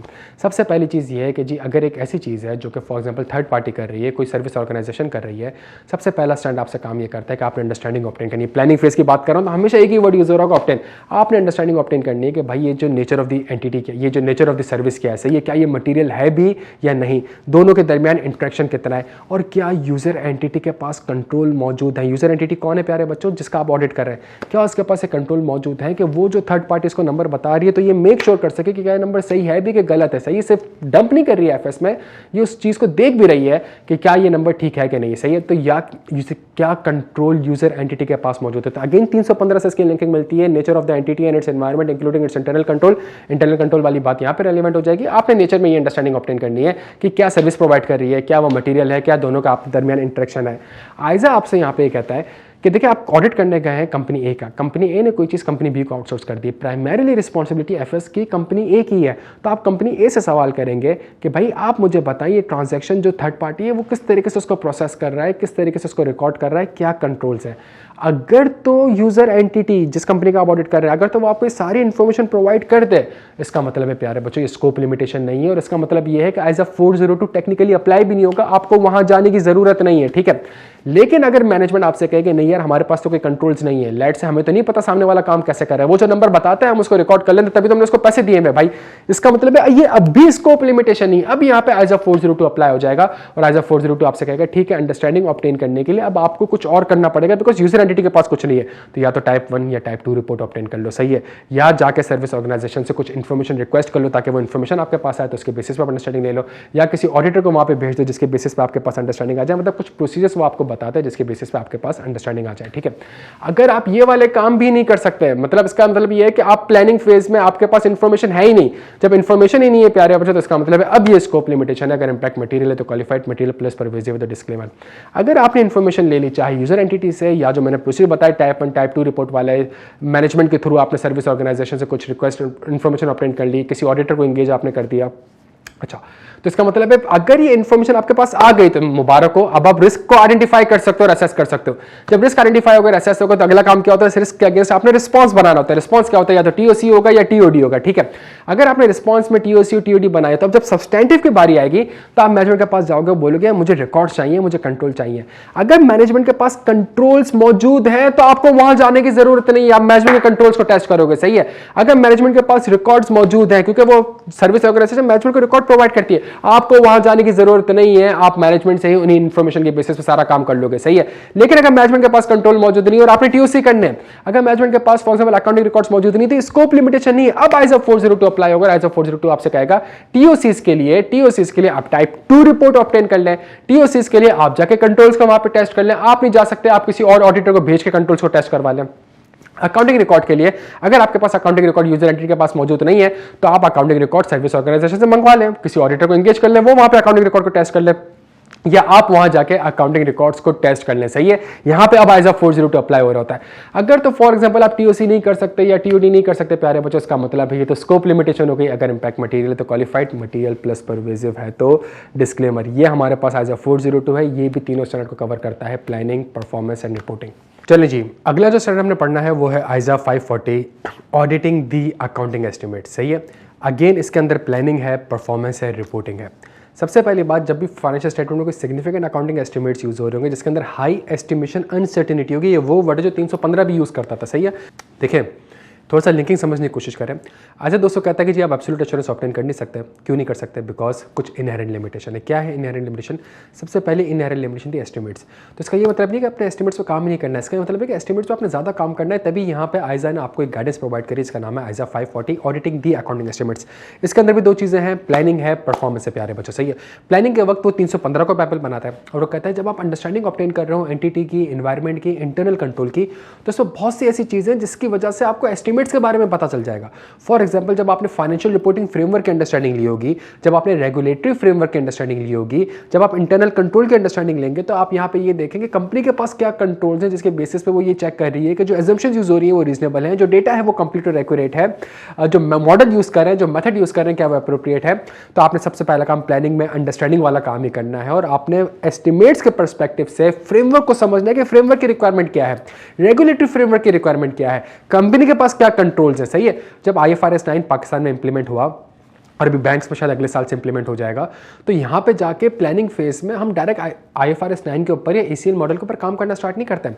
हम जाके मैनेजमेंट से मीटिंग करते हैं, हम ये देखते हैं, हम सबसे पहले देखते हैं कि आईएफआरएस 9 की रिक्वायरमेंट क्या है, फिर हम देखते हैं कि यार स्टेट बैंक ऑफ पाकिस्तान की कुछ प्रूडेंशियल रेगुलेशन है, उसमें रिक्वायरमेंट्स क्या है, फिर हम मैनेजमेंट से डिस्कस करते हैं कि भाई आप बताएं आप कौन सा मॉडल यूज़ कर रहे हैं, मॉडल बनाया किसने, सही है। फिर हम कहते हैं कि भाई जो डेटा है, जो आईएफआरएस 9 के लिए डेटा की ज़रूरत है, हिस्टोरिकल डेटा की ज़रूरत है, वो हिस्टोरिकल डेटा आप कहाँ से ले रहे हैं, सही है। फिर हम कहते हैं कि यार वो प्रोबेबिलिटी डिफॉल्ट निकालने के लिए आपको तो क्या कहते हैं क्रेडिट रेटिंग्स वगैरह भी चाहिए होंगी अपने अपने अपने सप्लाई अपने कस्टमर्स वगैरह की, या जो आपके पास जिसको आपने एडवांसेस दिया हुआ है उनकी, तो उनकी क्रेडिट रेटिंग आप कहाँ से एक्सट्रैक्ट कर रहे हैं, सिस्टम से कैसी चीज़ें एक्सट्रैक्ट कर रहे हैं, एजम्पशंस आप क्या यूज़ कर रहे हैं, मॉडल कौन सा यूज़ कर रहे हैं, ये सारी चीज़ें प्लानिंग फेज में मैं काम करता हूँ ताकि मैं रिस्क को आइडेंटिफाई कर सकूँ और असेस कर सकूँ। जहाँ ये काम मैं प्लानिंग फेज में करता हूँ, अगला काम है परफॉर्मेंस फेज का। परफॉर्मेंस फेज में मुझे उसके अगेंस्ट प्रोसेस परफॉर्म करने होते हैं। यहाँ पे आईएसओ आपसे कहता है कि देखें बाइबल 3 ही है, डेटा की कंप्लीटनेस और एक्यूरेसी, जो मॉडल यूज़ किया है क्या वो एप्रोप्रिएट है, और जो एजम्पशंस मैनेजमेंट ने यूज़ करी है क्या वो रीजनेबल है क्या नहीं है। अब मॉडल को आप ये चेक कर लेंगे, जो मैनेजमेंट मॉडल यूज़ कर रही है क्या वो कंसिस्टेंट है फाइनेंशियल रिपोर्टिंग फ्रेमवर्क की रिक्वायरमेंट है, जो आईएफआरएस की रिक्वायरमेंट है, जो डेटा मैनेजमेंट यूज़ कर रही है क्या वो डेटा कंप्लीट एंड एक्यूरेट है भी कि नहीं, और जो एजम्पशंस मैनेजमेंट यूज़ कर रही है क्या वो एजम्पशन रीजनेबल है कि नहीं है। यहाँ पे एज आपको 3 मजीद गाइडेंस प्रोवाइड करता है। एज आपसे कहते हैं 3 अप्रोचेस हो सकती हैं। पहला, जो मैनेजमेंट ने काम किया है उसी को आप रिकैलकुलेट कर लें, उसी को रीवर्क कर लें, सही है। आप मैनेजमेंट से वॉक थ्रू करेंगे, जी आप बताएं आपने किस तरीके से ये अमाउंट निकाला, सही है, डेटा कहाँ से एक्सट्रैक्ट करा, ये जो एजम्पशन आपने ली इसके पीछे क्या वर्किंग है, ये जो आपने मॉडल यूज़ करा है क्या है। तो आपने जो मैनेजमेंट काम है उसको रिवर्क कर लिया, सबसे पहला प्रोसीजर। दूसरा, सब्सिक्वेंट इवेंट पे काम कर लें, जो मैनेजमेंट ने नंबर निकाला है सब्सिक्वेंटली चेक कर लें, जो मैनेजमेंट ने एस्टिमेट कैलकुलेट किया सब्सिक्वेंटली चेक कर लें वो कितना रियलाइज हो चुका है, ठीक है। तो दूसरी अप्रोच ये हो सकती है कि आप सब्सिक्वेंट इवेंट का प्रोसीजर परफॉर्म कर सकते हैं। तीसरी अप्रोच, आप कहें कि मैं खुद से बैठ के मॉडल बनाऊंगा, मॉडल में डेटा आपसे लेके डेटा को इनकॉर्पोरेट करूंगा और अपने हिसाब से एजम्पशंस वगैरह इनकॉर्पोरेट करूंगा और फिर चेक करूंगा कि मेरे हिसाब से क्या प्रोविजन आता है और आपने क्या प्रोविजन रिकॉर्ड किया हुआ है, ताकि जब हम डिफरेंसेस को रिकंसाइल कर रहे होंगे तो मुझे पता चल जाएगा कहां पे मसला है, कहां पे मसला नहीं है, कौन सी एजम्पशन ऐसी है जो कि हाईली सेंसिटिव है। तो यहां पे आपने परफॉर्मेंस फेज में इन 3 एरियाज के ऊपर काम करना होता है। ये 3 अप्रोचेस है जिसके बेसिस पे आपने इन चीज़ों को काम करना होता है। आपने ये भी देखना होता है कि जो डिस्क्लोजर है, जो एस्टिमेट्स के डिस्क्लोजर अकाउंट्स में जाता है, क्या वो डिस्क्लोजर भी एडिक्वेट है, इंक्लूडिंग वो एजम्पशन जो कि हाईली सेंसिटिव है, क्या मैनेजमेंट ने उसको एडिक्वेटली डिस्क्लोज किया भी है या नहीं किया। 540 भी अगर देखें 2 जगह टिक लगा दो, प्लानिंग और परफॉर्मेंस की बात करता है बच्चों, सही है। अगला आईएसओ बड़ा इंपॉर्टेंट है जो है आईएसओ 600, सही है। आईएसओ 600 में मसला क्या है कि आप एक कंपनी का ऑडिट कर रहे हैं जो कि ग्रुप है, ठीक है, उसकी कुछ सब्सिडीज़ हैं और उस सब्सिडीज़ का ऑडिटर आप नहीं कर रहे हैं। आपसे मुराद आप एज एन इंगेजमेंट पार्टनर नहीं कर रहे हैं। अगर आपकी फर्म भी कर रही है तब भी एज ए 600 अप्लाई हो जाएगा, ठीक है। अगर ऐसा कोई सिनेरियो हो जाता है तो इस सूरत में एज ए 600 को आप कैसे अप्लाई करेंगे, हमेशा याद रखिएगा। आप एक अलग पेज पर आ जाओ और सिर्फ कुछ चीज़ें लिख दो, एक्सेप्टेंस, प्लानिंग, परफॉर्मेंस रिपोर्टिंग से, ये चीज़ें लिख दी हमने। एक्सेप्टेंस किसी भी कंपनी का जब आप ऑडिट कर रहे हैं तो आप एक्सेप्टेंस करते हैं, आप प्लानिंग करते हैं, आप परफॉर्मेंस करते हैं, आप रिपोर्टिंग करते हैं। चूंकि एक ऐसी सब्सिडरी है जिसका आप ऑडिट नहीं कर रहे हैं और वो सब्सिडरी होल्डिंग कंपनी में आके मर्ज हो जाएगी, जिसकी वजह से कंसोलिडेटेड एफएस बनेंगे जिसका आप ऑडिट कर रहे हैं, तो बस आप यूँ देख लें कि जब आप एक ग्रुप का ऑडिट कर रहे हैं, एक होल्डिंग कंपनी का ऑडिट कर रहे हैं, तो जो स्टैंडर्ड्स हम पढ़ चुके हैं अभी, उन्हीं को थोड़ा सा अमेंड करने की ज़रूरत है। वो इंटैक्ट रहेगा, बस चीज़ें कुछ ऐड हो जाएंगी। फॉर एग्जाम्पल, अगर आपके पास एक होल्डिंग कंपनी आती है कि जी हमारा ऑडिट करें और सब्सिडी का ऑडिट कोई और कर रहा है, तो एक्सेप्टेंस के वक्त जो आईके को कोड ऑफ एथिक्स पढ़ाया वो भी अप्लाई होगा, जो 210 पढ़ाया वो भी अप्लाई होगा, जो 300 पढ़ाया वो भी अप्लाई होगा, सारी चीज़ें अप्लाई होंगी प्यारे बच्चे, सही है। लेकिन एक और चीज़ आपके पास, आप इनमें कुछ चीज़ें ऐड कर देंगे। पहली चीज़ आप ये ऐड करेंगे कि जी जब भी आप ये एक्सेप्टेंस करने जा रहे हैं, जब भी आप एक्सेप्टेंस करने जा रहे हैं, तो फॉर एग्जांपल एंगेजमेंट लेटर का स्टैंडर्ड है, तो एंगेजमेंट लेटर के स्टैंडर्ड में जो हमारे से वो कहता है कि जी आप ये देख लें कि क्या आपके पास एक्सेस होगा सारी इंफॉर्मेशन का। तो यहाँ पे एक चीज़ बस ऐड हो जाएगी कि क्या आपके पास सब्सिडरी का, कॉम्पोनेंट ऑडिटर का, कॉम्पोनेंट मैनेजमेंट का, वहाँ के इंफॉर्मेशन का एक्सेस होगा। अगर आपके पास सब्सिडरी का एक्सेस ही नहीं है भाई, तो कंसोलिडेटेड एफएस के ऊपर ओपिनियन कैसे दोगे? और जब ओपिनियन दे नहीं सकोगे तो भाई एंगेजमेंट एक्सेप्ट क्यों कर रहे हो? तो एंगेजमेंट एक्सेप्ट करने की जरूरत नहीं है मेरा बच्चा, समझ आ रही है बात यहाँ पे? तो वो जो चीजें पढ़ाई, जब आप स्ट्रेटेजी बना रहे होगे तो स्ट्रेटेजी में कंपोनेंट ऑडिटर की चीजों के ऊपर भी स्ट्रेटेजी बना लीजिएगा, ठीक है। अच्छा, जब प्लानिंग की बात आती है, अच्छा जब एक और इंपॉर्टेंट चीज, जब एक्सेप्टेंस में आप देखते हो कि क्या आप इंडिपेंडेंट हो, क्या आप कॉम्पिटेंट हो, क्या आप कैपेबल हो, बस यही सारी की सारी बातें आपने मजीद ऐड करनी होंगी, मजीद कंसिडर करनी होगी। क्या कंपोनेंट ऑडिटर इंडिपेंडेंट है, क्या कंपोनेंट ऑडिटर कॉम्पिटेंट है, क्या उसके पास कैपेबिलिटी है कि वो सब्सिडी को ऑडिट कर सकता है कि नहीं कर सकता, सही है। बस चीजें वही है प्यारे बच्चों, सारी इंटैक्ट रहेंगी, 2-3 चीजें ऐड हो जाएंगी इस पर्सपेक्टिव से। फिर जब प्लानिंग फेज में आप आते हो तो प्लानिंग फेज में आप अंडरस्टैंडिंग ऑब्टेन करते हो, एंटिटी की, एनवायरनमेंट के, इंटरनल कंट्रोल की अंडरस्टैंडिंग लाजमी ऑब्टेन करिएगा। बस यहाँ पे वो कहता है कि अंडरस्टैंडिंग में आप कुछ ऐड कर दें, आपने कंपोनेंट ऑडिटर की भी अंडरस्टैंडिंग्स लेनी है और आपने कंपोनेंट्स की भी अंडरस्टैंडिंग ऑब्टेन करनी है, सही है। कंपोनेंट ऑडिटर की क्या अंडरस्टैंडिंग लेनी है कि क्या वो कॉम्पिटेंट है, क्या वो इंडिपेंडेंट है, क्या वो किसी प्रोफेशनल बॉडी के साथ associated, like Pakistan audit oversight board, वो किस फर्म से है, उस फर्म की क्वालिटी रेटिंग्स क्या है, जो पार्टनर है उसके पास एक्सपीरियंस है कि नहीं है। कुछ फैक्टर्स की आपने अंडरस्टैंडिंग लेनी होगी जब आप ये सारा काम कर रहे होंगे। उसके बाद जब आप इतनी टेंशन ले रहे हो कि यार मैं कैसे बैठ के उसके रिजल्ट्स को इवैल्यूएट करूंगा, तो भाई सबसे पहले तो आपने देखना है मैनेजमेंट जिम्मेदारी है। तो आपने मैनेजमेंट के भी सारे प्रोसेस को समझना है कि भाई मैनेजमेंट किस तरीके से इंश्योर कर रही है कि वो जो कंसोलिडेटेड एफएस बना रही है वो सही बना रही है, वो कॉम्पोनेंट मैनेजमेंट से किस तरीके से इंटरेक्ट करती है, क्या टाइम टेबल है, क्या वो अपनी अकाउंटिंग पॉलिसीज कम्युनिकेट करती है, क्या वो इंटरेक्शन करती है कि नहीं करती। इन सारी चीज़ों के ऊपर आपने अंडरस्टैंडिंग ऑब्टेन करनी है। जब प्लानिंग फेज में मैं एक कंपनी, होल्डिंग कंपनी का ऑडिट कर रहा हूं, तो मैं बेतहाशा रिस्क आइडेंटिफाई कर रहा होता हूं, मटेरियलिटी डिटरमाइन कर रहा होता हूं। बच्चों यही प्लानिंग में काम आपने कंपोनेंट के लिए भी करना है, सही है। कंपोनेंट के रिस्क, अगर वो सिग्निफिकेंट कंपोनेंट है और आपने फॉर एग्जांपल उस सिग्निफिकेंट कंपोनेंट है, तो उसके ऊपर आपने उस कंपोनेंट के ऊपर जिसका ऑडिट कोई और कर रहा है उसके ऊपर आप रिस्क आइडेंटिफाई करेंगे। सिर्फ रिस्क आइडेंटिफाई नहीं करेंगे, रिस्क असेस भी करेंगे। सिर्फ रिस्क असेस नहीं करेंगे, उसके ऊपर रिस्पॉन्सेस भी बताएंगे कंपोनेंट को, भाई मुझे ये चाहिए, और कंपोनेंट की मटेरियलिटी भी आप डिटरमाइन करेंगे प्यारे बच्चे, सही है। तो ये सारा काम आपने करना होगा। जब परफॉर्मेंस फेज में आप आराम से बैठ के एंगेजमेंट पार्टनर भी टीम का काम रिव्यू कर रहा होगा, तो इसी परफॉर्मेंस फेज के अंदर वो कंपोनेंट ऑडिटर के काम को भी रिव्यू कर रहा होगा, सही है। अब ये सारी चीजें, अभी कम्युनिकेशन होगी, तो यहाँ पे वो चीज कहता है कि जी जो ग्रुप ऑडिटर है वो कंपोनेंट ऑडिटर को ग्रुप रिपोर्टिंग इंस्ट्रक्शन भेजेगा, सही है, जिसके अंदर वो उससे कहेगा जी इंडिपेंडेंट हो बता दो, कॉम्पिटेंट हो बता दो, क्या तुम्हारी रेटिंग रही है, फर्म के साथ क्या, फर्म की QCI रेटिंग्स वगैरह क्या है, कुछ इन्फॉर्मेशन पूछेगा उससे। फिर उसको कहेगा भाई देखो ये मटेरियलिटी है, इस मटेरियलिटी की बेसिस पे तुमने काम करना है, ये कुछ सिग्निफिकेंट रिस्क है, इसके ऊपर तुमने काम करना है और ये काम करना है, ठीक है, और ये सारी चीज़ें तुमने मुझे इस टाइम पे रिप्लाई कर देनी है।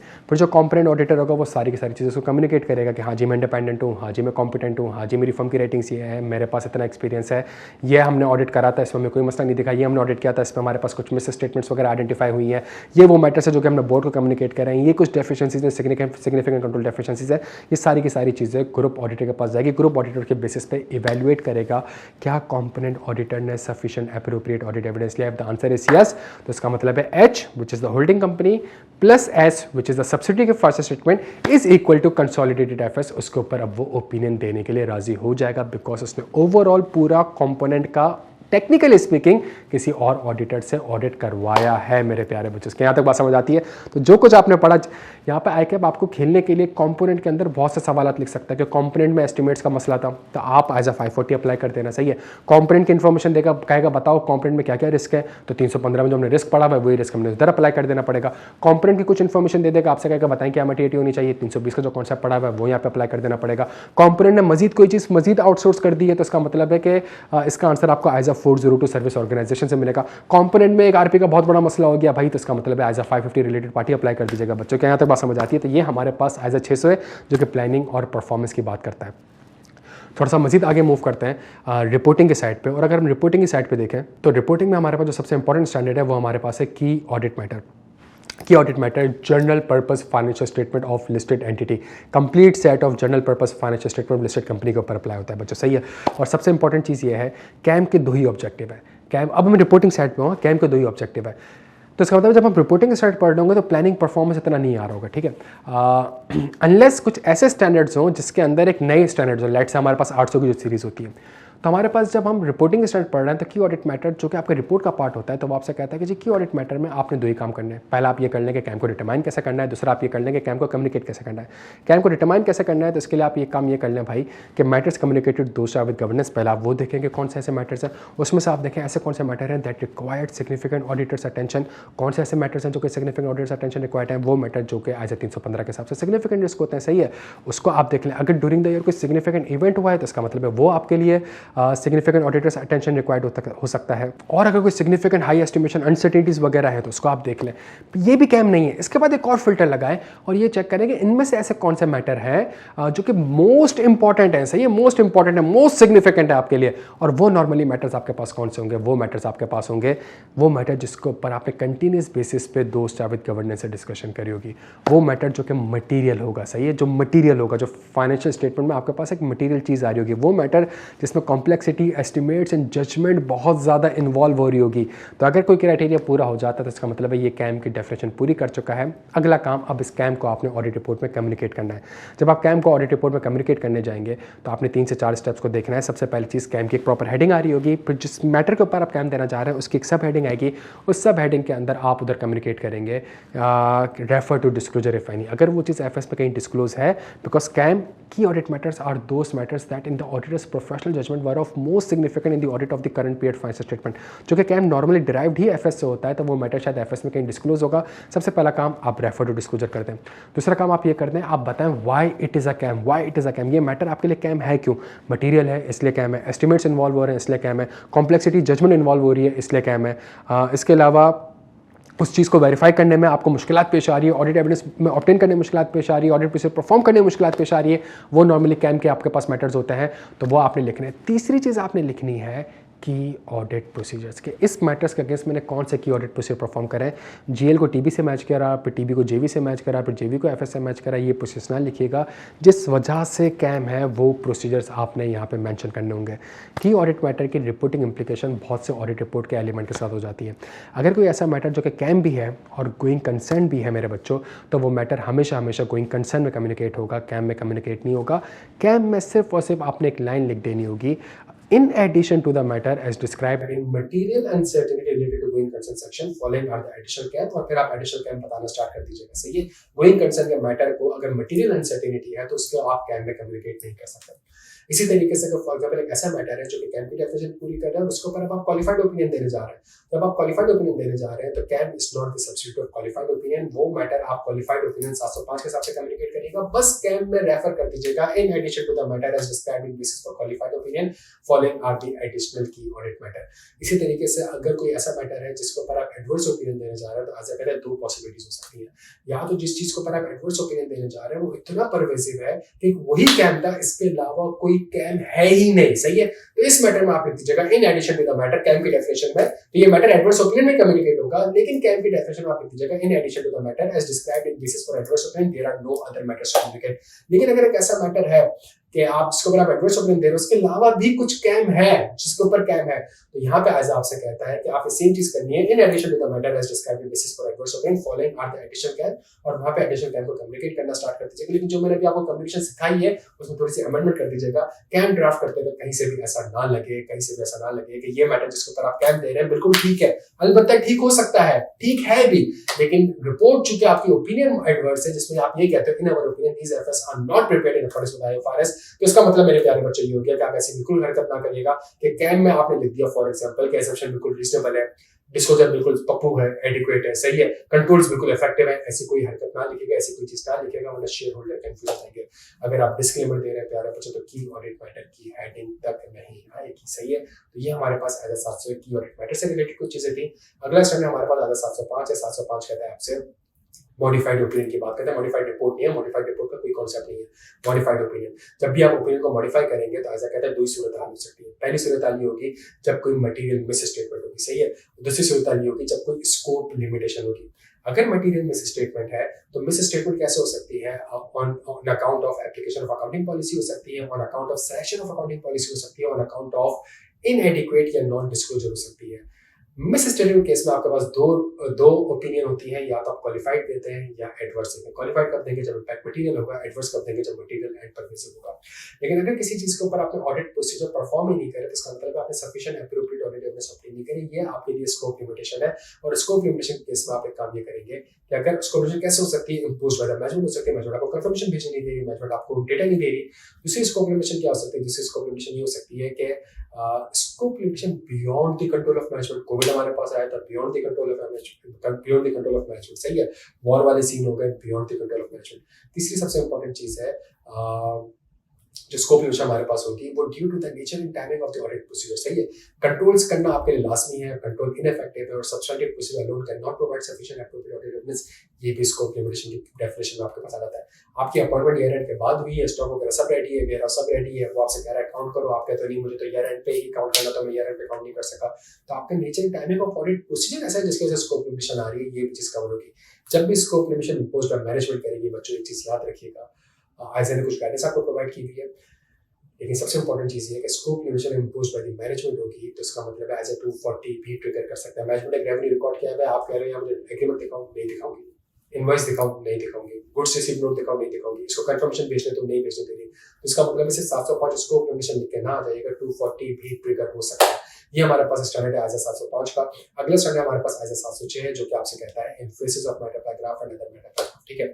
अगर आपके फाइनेंशियल, अच्छा आईएसओ 706 में एक चीज याद रखिएगा, एडिशनल कम्युनिकेशन। अगर अब तक मैं जो रिपोर्ट पढ़ा चुका हूं, अब तक मैं जो पढ़ा चुका हूं, कोई ऐसा मैटर होता है जो कि उन जो मैं आपको पढ़ा चुका हूं उससे कम्युनिकेट नहीं हो पा रहा, तो यहाँ पे फिर जाके आपको आईएसओ 706 की मदद लेनी पड़ेगी। पहली चीज आपके पास है emphasis of matter paragraph. Emphasis matter paragraph क्या होता है? एम्फेसिस मैटर पैराग्राफ होता है एक ऐसी चीज जो कि फाइनेंशियल स्टेटमेंट में ऑलरेडी डिस्क्लोज्ड है, एडिक्वेटली डिस्क्लोज्ड है, लेकिन वो डिस्क्लोजर फंडामेंटल है यूजर की understanding of the financial statement के लिए, सही है। और अगर वो चीज जो कि फंडामेंटल यूजर की अंडरस्टैंडिंग ऑफ द एफएस के लिए, और वो चीज कैम से कम्युनिकेट नहीं हो पा रही, गोइंग कंसर्न से कम्युनिकेट नहीं हो पा रही, क्वालिफाइड एडवाइस से कम्युनिकेट नहीं हो पा रही, तो यहाँ पर आपसे एडिशनल कम्युनिकेशन की इजाजत देता है आईएसओ 706 और आपसे कहते हैं कि आप रिपोर्ट में एक हेडिंग डालते हैं जिसका नाम है एम्फेसिस ऑफ मैटर पैराग्राफ। यहाँ पे उसने आपको बहुत सी एग्जांपल्स दी है, आईएसओ 560 की 2-3 एग्जांपल्स है। पहले एग्जांपल है कि ईयर एंड के बाद अगर कोई सब्सिक्वेंट इवेंट होता है, प्लांट में आग लग जाती है, सही है, या फिर स्टॉक वगैरह में आग लग जाती है, वेयरहाउस में आग लग जाती है, और वो एक ऐसा इवेंट है कि मैनेजमेंट ने इसको एडिक्वेटली एफएस में डिस्क्लोज कर दिया, as a non existing event late से डिस्क्लोज कर दिया, और उस मैटर के ऊपर ना चूंकि डिस्क्लोजर सही है तो आप अनमोडिफाइड ओपिनियन दे रहे हैं, गोइंग कंसेंट ट्रिगर कर नहीं रहा, कैम लेट से एप्लीकेबल हो नहीं रहा, या कैम अगर एप्लीकेबल है भी तो ये मैटर आपके लिए कैम की डेफिनेशन पूरी कर नहीं रहा। अब मैं शेयरहोल्डर को कैसे बताऊं कि यार एक बहुत बड़ा केस चल रहा है, बहुत बड़ा ईयर एंड के सामने, ईयर एंड के बाद आग लग गई है, तो यहाँ पे आप एम्फेसिस की मदद ले सकते हैं, सही है। इसी तरीके से फॉर एग्जांपल एक बहुत बड़ी रेगुलेटरी लिटिगेशन आपकी चल रही है, या बहुत बड़ी कोई लिटिगेशन चल रही है जिसको management as a contingent liability disclose किया हुआ है, और आप कहते हैं कि यार ये चीज कहीं भी कम्युनिकेट नहीं हो पा रही, ना कैम में हो पा रही है, ना गोइंग कंसर्न में हो पा रही है, अगर तो वो चीज वहां पे कम्युनिकेट हो पा रही है तो फिर वो वहां कम्युनिकेट होगा, एज अ 706 अप्लाई नहीं होगा, बिकॉज आईएसओ 706 तभी अप्लाई होता है जब एक ऐसी चीज ऑलरेडी आपकी रिपोर्टिंग जो रिपोर्ट के कंटेंट है उससे कम्युनिकेट नहीं हो पा रही होती, सही है। तो यहाँ आईएसओ 706 ने आपको 560 की कुछ एग्जांपल्स दी है, 210 की कुछ एग्जांपल्स दी है, लिटिगेशंस वगैरह के एग्जांपल दिए। इसी तरीके से प्यारे बच्चों, अगर कोई ऐसी चीज जो कि फाइनेंशियल स्टेटमेंट से पर्टेन नहीं करती है एफएस से, सही है, मतलब तो एफएस से पर्टेन ही नहीं करती तो एफएस में डिस्क्लोजर भी नहीं होगा उसका। लेकिन वो चीज पर्टेन करती है आपसे, आपकी जिम्मेदारी से, आपकी रिपोर्ट से। तो इस केस में आइजा कहता है कि अगर आप चाहें तो अदर मैटर पैराग्राफ की मदद ले लें और उस मैटर को अदर मैटर पैराग्राफ में कम्युनिकेट करें। फॉर एग्जाम्पल, पिछले साल का ऑडिट किसी और ने किया, जब पिछले साल का ऑडिट किसी और ने किया तो एफएस में तो चीज कम्युनिकेट नहीं हो रही होती, ना ही चीज एफएस से पर्टेन करती है। ये तो मेरे से पर्टेन करती है, मेरी जिम्मेदारी से पर्टेन करती है, मेरी रिपोर्ट से पर्टेन करती है। कहीं शेयर होल्डर ये ना समझ ले कि एफएस में 2023 भी आ रहा है, 22 भी आ रहा है, 22 का भी ऑडिट मैंने किया है, तो इसकी क्लैरिफिकेशन के लिए मैं अदर मैटर पैराग्राफ की मदद ले सकता हूँ। पिछले साल का ऑडिट ही नहीं हुआ, मैं अदर मैटर पैराग्राफ की मदद ले सकता हूँ। ये कुछ सिनेरियोस है जो कि हमारे पास आईजा 706 में कवर्ड है, इन्फोसिस ऑफ मैटर पैराग्राफ और अदर मैटर पैराग्राफ। अगर कोई चीज कैम है, कैम वर्सेस यूएमपी, जीत हमेशा कैम की होगी, यूएमपी की नहीं होगी। सही है। Material uncertain related going concern versus UMP, जीत हमेशा material uncertain related going concern section की होगी, यूएमपी की नहीं होगी। Qualified adverse opinion versus UMP, जीत हमेशा क्वालिफाइड वर्सेस एडवर्स ओपिनियन की होगी, यूएमपी की नहीं होगी। यूएमपी आपका लास्ट रिजॉर्ट है। अगर कोई ऐसी चीज जो कि रिपोर्ट के जो कंटेंट में आपको पढ़ा चुका हूँ, सही ओपिनियन है, क्वालिफाइड ओपिनियन है, एडवर्स ओपिनियन है, डिस्क्लेमर ओपिनियन है, की ऑडिट मैटर है, material uncertainty going concern section है। अगर कोई ऐसी चीज हो कि एफएस में एडिक्वेटली डिस्क्लोज है और वो डिस्क्लोजर फंडामेंटल है यूजर की अंडरस्टैंडिंग ऑफ द एफएस के लिए, और वो इन मैटर से कम्युनिकेट नहीं हो पा रहा, तो यहाँ आपने इन्फोसिस ऑफ मैटर पैराग्राफ की मदद लेनी है प्यारे बच्चों। चलें जी, अगला आइजा हम स्टार्ट करते हैं आइजा 710। और आइजा 710 जो है वो आपका डील करता है पिछले सालों से। देखिए 10 का नंबर याद रखिएगा। एक है आइजा 510 जो कि आपसे कहता है ओपनिंग बैलेंसेस के ऊपर आपने सफिशिएंट एप्रोप्रिएट ऑडिट एविडेंस कैसे ऑब्टेन करने। सही है, मतलब जो इनिशियल ऑडिट एंगेजमेंट, अगर तो पिछले ऑडिट नहीं हुआ या आपने नहीं करा तो फिर आइजा 510 आपसे परफॉर्मेंस फेज की बात करता है और आपसे कहता है कि जी एज ए परफॉर्मेंस फेज में आपने ओपनिंग बैलेंस के ऊपर sufficient appropriate audit evidence obtain कैसे करना है। 710 जो है वो आपसे बात करता है पिछले साल से रिलेटेड। सही है, इस साल से रिलेटेड नहीं, पिछले साल की वजह से इस साल की रिपोर्ट पे क्या इंपैक्ट आएगा उसके लिए वो बात करता है। वो कहता है जी डिपेंड करता है दो चीज़ों के ऊपर कि आपके पास जो पिछला साल है जो आप इस साल का ऑडिट कर रहे हैं वो करस्पॉन्डिंग फिगर्स है, कंपैरेटिव फाइनेंशियल स्टेटमेंट है। सही है, अगर तो करस्पॉन्डिंग फिगर है तो करस्पॉन्डिंग फिगर में पिछले साल के नंबर्स को मैं इसलिए रखता हूं ताकि इस साल का नंबर समझ में आ जाए। ठीक है, अगर वो इस साल के रेलेवेंट नहीं होता तो मैं पिछले साल के नंबर को भी उड़ा देता हूं। ये हमारे पास करस्पॉन्डिंग फिगर होता है। एक हमारे पास होता है कंपैरेटिव फाइनेंशियल स्टेटमेंट, चाहे पिछले साल का नंबर इस साल के लिए रेलिवेंट हो या ना हो, मैं लाजमी उसको अपने फाइनेंशियल स्टेटमेंट में इंक्लूड करूंगा। पाकिस्तान में करस्पॉन्डिंग फिगर चलता है बिकॉज IFRS करस्पॉन्डिंग फिगर के प्रिंसिपल पे बना हुआ है। अच्छा, अब वो कहता है कि करस्पॉन्डिंग फिगर है और अगर आप अब ये 710 चुके 700 के सिर्फ हम रिपोर्टिंग में, वो कह रहा है जी आप 2024 का ऑडिट कर रहे हैं। सही है, जब 24 का ऑडिट कर रहे हैं तो अगर पिछले साल कोई मॉडिफाइड ओपिनियन थी, क्वालिफाइड एडवर्स या डिस्क्लेमर, तो उसकी वजह से आपके 2024 की रिपोर्ट में क्या इंपैक्ट आएगा। सही है, हमेशा याद रखिएगा पिछला साल। ठीक है, अगर पिछले कोई क्वालिफाइड एडवर्स या डिस्क्लेमर है तो उसकी वजह से आपका इस साल पे क्या इंपैक्ट आएगा। तो वो कहता है कि जी अगर कोई मॉडिफाइड ओपिनियन पिछले साल एग्जिस्ट करती है और इस साल आपकी रिपोर्ट में क्या इंपैक्ट आएगा, तो आज आपको कहता है आप ये चेक करें कि क्या वो मैटर रिजॉल्व हो गया है। अच्छा, अगर रिजॉल्व नहीं हुआ तो आज आपसे कहता है कि आप इस साल की ओपिनियन को भी मॉडिफाई कर दें। लेकिन यार सुनिएगा, मैं इस साल की ओपिनियन इसलिए मॉडिफाई कर रहा हूँ बिकॉज पिछले साल एक मॉडिफाइड ओपिनियन थी, वो मसला अभी तक रिजॉल्व नहीं हुआ। लेकिन ऐसा कहता है चूंकि करस्पॉन्डिंग फिगर है तो आप ओपिनियन में लिखेगा इन अवर ओपिनियन 2024 का नंबर लिखेगा, 2023 का नंबर का तस्करा ना लिख। करस्पॉन्डिंग फिगर में आइजा की इंप्लीकेशन ये है कि आप ओपिनियन हमेशा इस साल पे देते हो, जो करंट ईयर है उस पर ऑडिट देते, उस पर रिपोर्ट, उस पर ओपिनियन देते हो। पिछले साल के नंबर्स पे आप ओपिनियन नहीं देते। अलबत्ता कंपैरेटिव फाइनेंशियल स्टेटमेंट में आप इस साल के ऊपर भी ओपिनियन देते हो और आप पिछले साल के ऊपर भी ओपिनियन देते हो। तो करस्पॉन्डिंग फिगर की बाइबल क्या है, करस्पॉन्डिंग फिगर की बाइबल क्या है, लॉ क्या है, प्रिंसिपल क्या है, रूल क्या है कि जी ओपिनियन हमेशा इस साल पे होगी, पिछले साल पे नहीं होगी। ये लॉ समझेगा, लॉ हमेशा, ओपिनियन हमेशा इस साल पे होगी, पिछले साल पे नहीं होगी।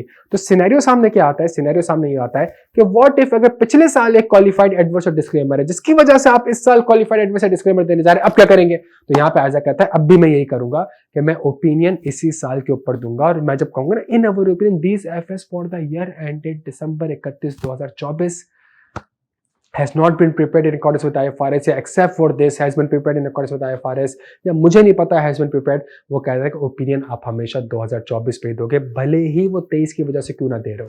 लेकिन वो एक चीज कहता है, जो एक्सेप्शन है वो एक्सेप्शन ये है, एक्सेप्शन इस चीज की नहीं है कि आपने ओपिनियन को, जो ओपिनियन का सेक्शन है उस पर आपने 23 का नंबर लिखना, नहीं। एक्सेप्शन ये कि आप अपनी रिपोर्ट में बेसिस फॉर क्वालिफाइड ओपिनियन में जब आप इन्वेंट्री लिख रहे होंगे कि भाई इन्वेंट्री में मटेरियल बेसिस स्टेटमेंट जिसकी वजह से मैंने क्वालिफाइड ओपिनियन दिए, तो ऊपर क्वालिफाइड ओपिनियन आप 24 पे दे रहे होगे। बेसिस फॉर क्वालिफाइड ओपिनियन जब आप इन्वेंट्री का नंबर लिखोगे, तो जब आप इन्वेंट्री का नंबर लिखोगे 4,20,000, तो ब्रैकेट में आपने 23 लाख या 2,30,000 का नंबर लिखना होगा ताकि पता चल जाए यूजर को कि 23 का नंबर भी गलत है, 23 का नंबर भी गलत है, जो कि गलत है, सही है। तो यहाँ पे वो आपसे कहता है कि बेसिस फॉर क्वालिफाइड ओपिनियन में आप इस चीज को, तो अगर पिछले साल कोई मॉडिफाइड ओपिनियन होगी तो ऐसा आपसे कहता है आप चेक कर ले मैटर रिजॉल्व हुआ या नहीं हुआ। अगर तो मैटर रिजॉल्व नहीं हुआ तो क्या रेलिवेंट है कि नहीं है। अगर मैटर रिजॉल्व हो चुका है तो एज आपसे यहाँ तक बात करता है कि इसका मतलब है कि मैटर रिजॉल्व हो चुका है तो आपने क्या वो रिजॉल्व मैनेजमेंट ने एज पर आईएस सेट किया है, क्या वो प्रॉपर्ली उसको account for and disclose as per IS set किया है। पिछले एक इंपेयरमेंट रिकॉर्ड करनी थी, मैंने रिकॉर्ड नहीं करी, मैं कहता हूँ मैं इस साल आके रिकॉर्ड करूंगा। इस साल भी अगर आप रिकॉर्ड करोगे 2024 में तो ये अभी मिस स्टेटमेंट है बच्चों, बिकॉज आईएस सेट कहते हैं पिछला साल गलत है तो पिछले साल को सही करो, सही है। ये थोड़ी कि पिछले का प्रॉफिट ज्यादा है इस साल का प्रॉफिट कम होगा तो प्रॉफिट ही कंपेरेबल नहीं होगा आपके पास। तो यहाँ पे एज आपसे कहता है कि नहीं जी, इसका मतलब है कि मैटर प्रॉपर्ली रिजॉल्व नहीं हुआ। तो हमेशा एक चीज याद रखिएगा प्यारे बच्चों, करस्पॉन्डिंग फिगर्स के अंदर जो आपका पिछले साल की कोई क्वालिफाइड एडवर्स या डिस्क्लेमर ओपिनियन होगी तो ओपिनियन आप हमेशा इसी साल के ऊपर दोगे। बेसिस फॉर क्वालिफाइड ओपिनियन में आप पिछले साल के नंबर का तस्करा कर दीजिएगा। अच्छा, पिछले साल एक मिस स्टेटमेंट थी, मटेरियल मिस स्टेटमेंट थी, लेकिन ऑडिटर ने अनमॉडिफाइड ओपिनियन दी थी, अब क्या करेंगे। तो अब ऐसा कहता है कि जी अगर पिछले साल एक मटेरियल मिस स्टेटमेंट थी और उसके ऊपर ऑडिटर ने एक अनमॉडिफाइड ओपिनियन दी और आपने इस बार वो मटेरियल मिस स्टेटमेंट को आइडेंटिफाई कर लिया है तो अगेन मैनेजमेंट से आप रिक्वेस्ट करेंगे, मैनेजमेंट से रिक्वेस्ट करेंगे कि यार या तो पिछले का ऑडिट रिपोर्ट सही करवा के ले आओ, एफएस को चेंज करवा दो, सही है, एफएस को वापस से रीइश्यू करवा दो, ऑडिटर की नई रिपोर्ट लेके आ जाओ। अगर सब कुछ सही होगा मेरे कोई मसला नहीं है। अगर वो नहीं हो सकता तो आप मैनेजमेंट को बोलेंगे बेटा अब रीस्टेटमेंट करो, सही है, इस साल एडजस्टमेंट नहीं ले सकते आप, मसला पिछले साल का है तो पिछले साल ही एडजस्ट होना चाहिए। तो आप मैनेजमेंट को बोलेंगे जी पिछले साल आप रीस्टेट करते हैं, और अगर वो मैनेजमेंट उसको रीस्टेट कर देती है तो आप एक अनमॉडिफाइड ओपिनियन एक्सप्रेस कर दीजिएगा। अगर आप चाहें तो इस मैटर के ऊपर एम्फेसिस ऑफ मैटर पैराग्राफ भी दे सकते हैं। अगर पिछले साल का ऑडिट हुआ, अगर पिछले का ऑडिट किसी और फर्म ने किया हुआ है या पिछले का ऑडिट नहीं हुआ तो इस केस के ऊपर आपको याद होगा ओपिनियन आप हमेशा इस साथ भी देंगे लेकिन इस मैटर को आप अदर मैटर पैराग्राफ में डिस्क्लोज कर देंगे। तो करस्पॉन्डिंग फिगर में एक चीज हमेशा याद रखिएगा, लॉ इज कि आप पिछले साल, corresponding figure the law is कि आप ओपिनियन हमेशा इसी साल पे देंगे, करंट ईयर पे देंगे, ये लॉ है, ठीक है। एक्सेप्शन का जब मैं वर्ड यूज करता हूं तो इसका ये मतलब नहीं है कि एक्सेप्शन का मतलब ये होगा कि आप पिछले साल पे ओपिनियन दे सकते हैं, नहीं। एक्सेप्शन में जब मैं वर्ड यूज कर रहा हूं तो कुछ केसेस ऐसे हैं कि चूंकि मसला पिछले साल का है तो लॉ अभी भी प्रिवेल करेगा कि आप ओपिनियन इसी साल पे देंगे लेकिन आप अपनी रिपोर्ट में पिछले साल के नंबर का तस्करा कर सकते हैं, सही है। अच्छा, इसी तरीके से हमारे पास दूसरा सिनेरियो है comparative function statement. Comparative function में क्या होती है कि आपने ओपिनियन इस साल पे भी देनी है और आपने ओपिनियन पिछले साल पे भी देनी है, जितने साल प्रेजेंट हो रहे हैं सब पे ओपिनियन देनी है। ये कंपैरेटिव एफएस है जिसपे एज आपसे कहता है। लेकिन यहां पे एक्सेप्शन का मतलब एक्सेप्शन है कि कंपैरेटिव एफएस है जिसपे आपने पिछले साल पे ओपिनियन देनी है लेकिन आप नहीं देंगे ओपिनियन, नहीं देंगे। कब नहीं देंगे? जब पिछले साल का ऑडिट आपने किया ही नहीं है। जब आपने पिछले साल का ऑडिट किया ही नहीं तो आप क्यों ओपिनियन देंगे भाई? या पिछले साल का ऑडिट हुआ ही नहीं है। अगर पिछले साल का ऑडिट हुआ ही नहीं तो भाई आप पिछले साल के ऊपर क्यों ओपिनियन देंगे? तो ये कंपैरेटिव एफएस है जहां पे एक्सेप्शन का मतलब वाकई में एक्सेप्शन है कि जहां आप लॉ से डेविएट करेंगे। लॉ इसके आपने पिछले साल के ऊपर भी ओपिनियन देनी है लेकिन आप कहेंगे मैं ओपिनियन नहीं दूंगा, सही है। करस्पॉन्डिंग फिगर के केस में ये याद रखिएगा कि जब मैं अपने लेक्चर में, वर्कशॉप में जब मैं ये बार बार वर्ड यूज करता हूं एक्सेप्शन को, तो एक्सेप्शन का मतलब ये नहीं है कि आपने पिछले साल के ऊपर ओपिनियन देनी है। एक्सेप्शन का मतलब यहाँ पे कुछ सिनेरियोज है जिसके ऊपर ओपिनियन तो आप अभी भी इसी साल पे देंगे लेकिन इसका वर्ड को पिछले साल के नंबर्स को आप अपनी रिपोर्ट में कहीं लिख सकते हैं, वो बेसिस फॉर क्वालिफाइड या एडवर्स ओपिनियन होता है। अगला स्टैंडर्ड हमारे पास आइजा 720 है और आइजा 720 जो है वो आपसे बात करता है अदर इन्फॉर्मेशन की। आपकी ऑडिट रिपोर्ट, आपके एफएस के साथ एक ऊपर ऑडिट रिपोर्ट लगी होती है और एफएस के नीचे बेतहाशा directors report, chairman report, fund manager report, ये सारी चीजें लगी होती हैं। क्या वो भी आपकी जिम्मेदारी है? ऐसा कहता है वो उसके ऊपर ओपिनियन देना आपकी जिम्मेदारी नहीं है। लेकिन अगर ये जो नीचे एफएस के नीचे जो चीजें लगी हुई हैं उसमें कोई चीज ऐसी है जो कि एफएस से डिराइव्ड हो सकती है, एफएस से लिंक्ड हो सकती है, तो यहाँ आइजा ने आपके ऊपर जिम्मेदारी मुश्तमिल कर दी है कि आपने उनको रीड करना है बिकॉज शेयर होल्डर भी उसको रीड करता है, सही है। और आपने उसको रीड करके आपको ऑब्जेक्टिव ही होना चाहिए कि जो अदर इन्फॉर्मेशन में चीजें लिखी हुई आ रही हैं क्या वो फाइनेंशियल स्टेटमेंट से कंसिस्टेंट है भी या नहीं। अगर अदर इन्फॉर्मेशन आप पढ़ते हैं तो इसका मतलब आपको एक स्ट्रेटजी बनानी होगी। आपने अदर इन्फॉर्मेशन मैनेजमेंट से पूछना होगा भाई कब दोगे अदर इन्फॉर्मेशन, सही है। और वो अदर इन्फॉर्मेशन आपने प्रेफरेबली ऑडिट रिपोर्ट से पहले ऑब्टेन कर लेनी है, ठीक है। अगर ऑडिट रिपोर्ट से पहले ऑब्टेन नहीं होती तो इसका मतलब ये नहीं है कि आप रिपोर्ट साइन नहीं करेंगे, आप रिपोर्ट फिर भी साइन कर सकते हैं, यहाँ पे एज आपको अलाउ करता है। जो अदर इन्फॉर्मेशन आप पढ़ेंगे बैठ के तो अदर इन्फॉर्मेशन को पढ़ के आप देखेंगे, एफएस से रिकैलकुलेट करने की कोशिश करेंगे, सही है, एफएस से मैच करने की कोशिश करेंगे। अगर तो कोई इनकंसिस्टेंसी आती है तो दो वजूहत हो सकती है, या तो एफएस में मसला होगा या अदर इन्फॉर्मेशन में मसला होगा। अगर एफएस में मसला है तो फिर 700, 701, 705 की जो सीरीज है वो अप्लाई कर लेना। लेकिन अगर अदर इन्फॉर्मेशन में मसला है, सही है, आपने अदर इन्फॉर्मेशन रीड करी, सवाल अदर इन्फॉर्मेशन लिखा हुआ है, डायरेक्टर्स ने लिखा है कि इस बार तो जीपी मार्जिन हमने 30% से इनहेंस कर दिया, सही है। आप एफएस में जीपी मार्जिन कैलकुलेट करते हैं, आप कहते हैं भाई जीपी मार्जिन 30% से तो नहीं, जीपी मार्जिन तो 20% से कैलकुलेट हुआ है। तो अदर इन्फॉर्मेशन जब शेयर होल्डर पढ़ेगा और एफएस में जाएगा तो एफएस से तो मैच नहीं करेगा, तो वो कहेगा लख लाना तो ऑडिटर के ऊपर, इसने तो एफएस का ऑडिट ही सही से नहीं करा, डायरेक्टर कह रहा है 30%, या तो एफएस में नंबर 20% का आ रहा है, तो यहां पे आके मसला हो जाएगा। तो फिर आप मैनेजमेंट से डिस्कस करेंगे कि भाई 30% के नंबर को सही करो। अगर मैनेजमेंट ठीक नहीं करती तो आप दोस्त जावेद गवर्नेंस से रिक्वेस्ट करेंगे कि भाई ठीक करो। अगर दोस्त जावेद गवर्नेंस भी ठीक नहीं करती तो इसका मतलब है कि सारे के सारे मिले हुए आपस में, अंदर ही अंदर मिले हुए, सही है। तो इसका मतलब ये हो गया प्यारे बच्चों कि आप ये कहोगे, अब पहला ऑप्शन आपके पास, आप अदर इन्फॉर्मेशन के सेक्शन में लिख दो कि डायरेक्टर सपोर्ट में जो जीपी मार्जिन 30% है ना, ये गलत है, पहला। दूसरा, आप ये सोचो कि यार इतनी इतनी एब्सोल्यूट चीज़ है ये, सही है, 30%, 20%, तो इसका मतलब मैनेजमेंट तो उसके तेवर सही नहीं लग रहे, तो चीज़ें बड़ा बड़ा के दिखाने की कोशिश करिए। पता नहीं इसने एफएस में क्या क्या बड़ा बड़ा के दिखा दिया होगा, मुझसे डिटेक्ट नहीं हुआ होगा। यहाँ आइजा आपसे कहता है कि जी आप विड्रॉ कर जाए, सही है, बिकॉज अब मैनेजमेंट की इंटेग्रिटी पे डाउट हो गया आपको, पूरा ऑडिट करते हुए आपको पता नहीं चला, पूरे एक्सेप्टेंस करते हुए आपको मैनेजमेंट की इंटेग्रिटी पे डाउट नहीं हुआ, अदर इन्फॉर्मेशन पढ़ते हुए आपको मैनेजमेंट की इंटेग्रिटी पे डाउट लग रहा है, प्यारे बच्चों आप विड्रॉल करें। अगर विड्रॉल नहीं कर सकते आप डिस्क्लेमर दो, जब डिस्क्लेमर देते हैं तो अदर इन्फॉर्मेशन का सेक्शन भी नहीं आएगा, कैम्प का सेक्शन भी नहीं आएगा, सही है। एक चीज़ वाज़ेह फ़र्क समझ लीजिए इसके ऊपर, जो मैंने आपसे कहा कि हम रिपोर्ट नहीं रोकते, हम रिपोर्ट इशू कर देते हैं। तो अगर लिस्टेड क्लाइंट होगा तो लिस्टेड क्लाइंट के केस में आपने अदर इन्फॉर्मेशन लिखना होगा कि भाई कंपनी की 4 अदर इन्फॉर्मेशन है, 3 मुझे आज की तारीख में मिल गई है, एक अभी नहीं मिली, मैनेजमेंट ने वादा किया कि मुझे बाद में देगी, जब मैं देखूंगा उसको तो पढ़ूंगा, कोई मसला होगा तो बता दूंगा, सही है। प्राइवेट कंपनी के केस में, अदर देन लिस्टेड कंपनी के केस में, अगर 4 अदर इन्फॉर्मेशन है, मैनेजमेंट ने आपको 3 दे दिए, आप रिपोर्ट साइन करेंगे, लिस्टेड कंपनी में भी रिपोर्ट साइन करेंगे, लेकिन रिपोर्ट में ये लिखेंगे नहीं कि मुझे चौथी इन्फॉर्मेशन नहीं मिली, बिकॉज प्राइवेट कंपनी है ना, उन्हीं से मिल रही है, उन्हीं को पता है, सही है। लेकिन एज आपको कहता है कि अगर आप चाहें तो ये चीज अपने अदर इन्फॉर्मेशन सेक्शन में भी लिख सकते हैं। यहाँ पे एक चीज सुनिएगा बच्चों, अगर फॉर एग्जाम्पल आपको 4 अदर इन्फॉर्मेशन है, चाहे कंपनी पब्लिक हो, लिस्टेड हो, अनलिस्टेड हो, 3 मिल गई है, चौथी नहीं मिली, चौथी ऑडिट रिपोर्ट के बाद मिली, जब आपने उसको पढ़ा तो पता चला मसला है। और मसला कहाँ पे, अदर इन्फॉर्मेशन कुछ और लिखा हुआ है, एफएस पे कुछ और लिखा हुआ है, दोनों पे आपस में मसले, जब मसला है तो पता चला मसला फाइनेंशियल स्टेटमेंट में है, तो बच्चों यहाँ पे आइजा 560 सब्सिक्वेंट इवेंट अप्लाई हो जाएगा, सही है। मसला अगर अदर इन्फॉर्मेशन में है तो फिर तो कोई मसले वाली बात ही नहीं है।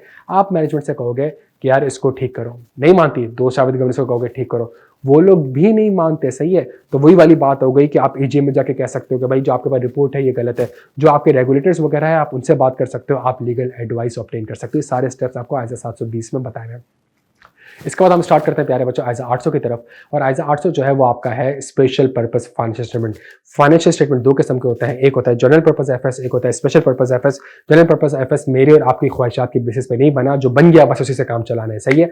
आईएफआरएस जो आपका है वो जनरल पर्पस एफएस है, उसने जो इतने डिटेल में डिस्क्लोजर दिए हुए, आईएफआरएस 9 के, आईएफआरएस 7 के, आईएफआरएस 6 के, आईएफआरएस 3 के, आईएफआरएस 2 के, जितने भी डिस्क्लोजर्स हैं वो डिस्क्लोजर सारे के सारी बंदों की ख्वाहिशात को पूरा करे ना करे उससे फर्क नहीं पड़ता, लेकिन उसको बनाया इस पर्सपेक्टिव से है कि इन जनरल वो सारे के सारे शेयर होल्डर की नीड्स को पूरा करेगा, सारे स्टेक होल्डर्स की नीड्स को पूरा करेगा, ठीक है। जो स्पेशल पर्पस एफएस होते हैं प्यारे बच्चों, वो स्पेशल पर्पस फ्रेमवर्क की बेसिस पे बनते हैं और वो सबकी ख्वाहिशात को पूरा नहीं करते, वो स्पेसिफिक बंदे की ख्वाहिशात को पूरा करते हैं, जिसके बेसिस पे ये स्पेशल पर्पस एफएस बनाए गए। आइजा 800 अगेन आपसे 3 बातें करता है, एक्सेप्टेंस, प्लानिंग, परफॉर्मेंस रिपोर्टिंग, 4 बातें करता है। Acceptance, planning, performance reporting. Acceptance का वो कहता है कि जब भी आपको स्पेशल पर्पस एफएस को ऑडिट करना है तो आप ये चेक करें कि क्या फाइनेंशियल रिपोर्टिंग फ्रेमवर्क एक्सेप्टेबल है। वही चीज है जो 210 से मैं कॉपी कर रहा हूं, सही है। क्या फाइनेंशियल रिपोर्टिंग फ्रेमवर्क एक्सेप्टेबल है। तो आइजा 800 अगर आप देखेंगे तो 1-2 पॉइंट्स लिखे हुए, लेकिन अगर 10-15 नंबर का सवाल आ जाए बच्चों परेशान मत होना, एक्सेप्टेंस की जो इतनी सारी चीजें पढ़ाएंगे सारी की सारी एप्लीकेबल हो जाएंगी, ठीक है। तो आपने सबसे पहले ये देखना है कि क्या फाइनेंशियल रिपोर्टिंग फ्रेमवर्क एक्सेप्टेबल है, क्या आप इंडिपेंडेंट है, क्या आप एथिकल रिक्वायरमेंट से कंप्लाई कर रहे हैं, नहीं कर रहे हैं। फिर आप प्लानिंग फेज में आएंगे, तो प्लानिंग फेज में बैठ के आपने अंडरस्टैंडिंग ऑब्टेन करनी है फाइनेंशियल रिपोर्टिंग फ्रेमवर्क की, जिस कॉन्ट्रैक्ट के तहत ये फाइनेंशियल स्टेटमेंट बनाए जा रहे हैं उसकी अंडरस्टैंडिंग ऑब्टेन करनी है।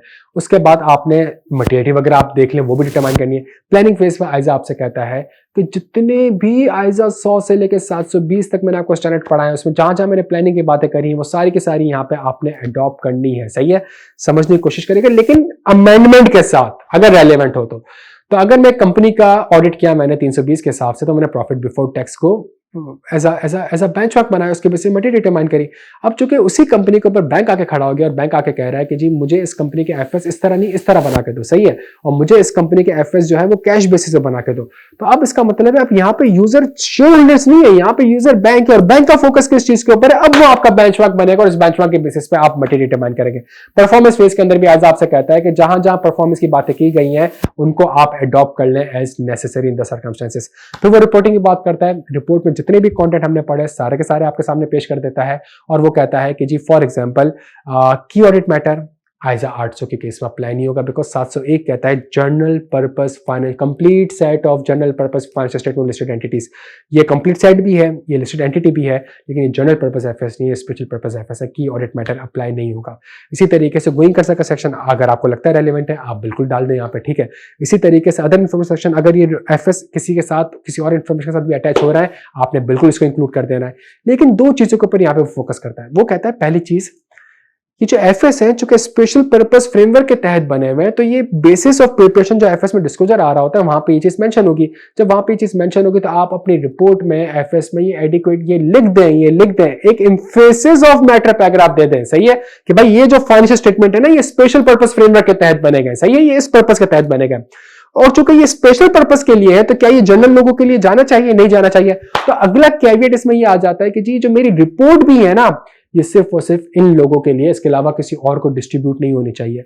अब जो ये पैराग्राफ में आपके साथ मैंने पढ़ा है, सही है, इस पैराग्राफ में एक ऐसी चीज है जो कि एफएस में एडिक्वेटली डिस्क्लोज है, वो डिस्क्लोजर फंडामेंटल है यूजर की अंडरस्टैंडिंग ऑफ द एफएस के लिए।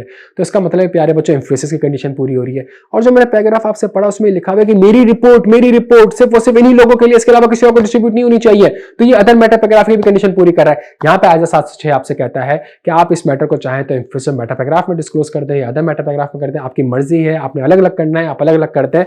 समझाने का मकसद ये है कि आइजा 800 में दो चीजें लाजमी ट्रिगर करेंगी, एम्फेसिस ऑफ मैटर पैराग्राफ और अदर मैटर पैराग्राफ, सही है। एक ऐसे एफएस जो कि मैंने आपके लिए बनाया मैं किसी और को नहीं दे सकता, सही। एक एफएस जो मैं बनाए ही आपके लिए है वो किसी और के पास, और जब मैंने आपके लिए बनाया है तो वो एक बेसिक पता चलना चाहिए कि भाई ये एफएस इस बेसिस बने और ये रिपोर्ट किसी और को सर्कुलेट नहीं होनी चाहिए। इसी तरीके से प्यारे बच्चों मूव करते हैं आइजा 805 की तरफ। आइजा 805 क्या कहता है, ऑडिट ऑफ स्पेसिफिक एलिमेंट या single element of the financial statement. यहां पे आप पूरे कंपनी के फाइनेंशियल स्टेटमेंट को ऑडिट नहीं कर रहे हैं, यहां पे जो आप एफएस को ऑडिट कर रहे हैं वो कंप्लीट सेट ऑफ एफएस नहीं है। यहां पे जो आप कंपनी को ऑडिट कर रहे हैं वो या तो बैलेंस शीट है या पीएनएल है या फिर आप बैलेंस शीट का कोई अकाउंट रिसीवेबल है या अकाउंट पेबल है, आप आइजा 805 के हिसाब से उसी का ऑडिट कर रहे हैं। अगेन यहाँ पे चार चीजें आ रही है, एक्सेप्टेंस, प्लानिंग, परफॉर्मेंस, रिपोर्टिंग।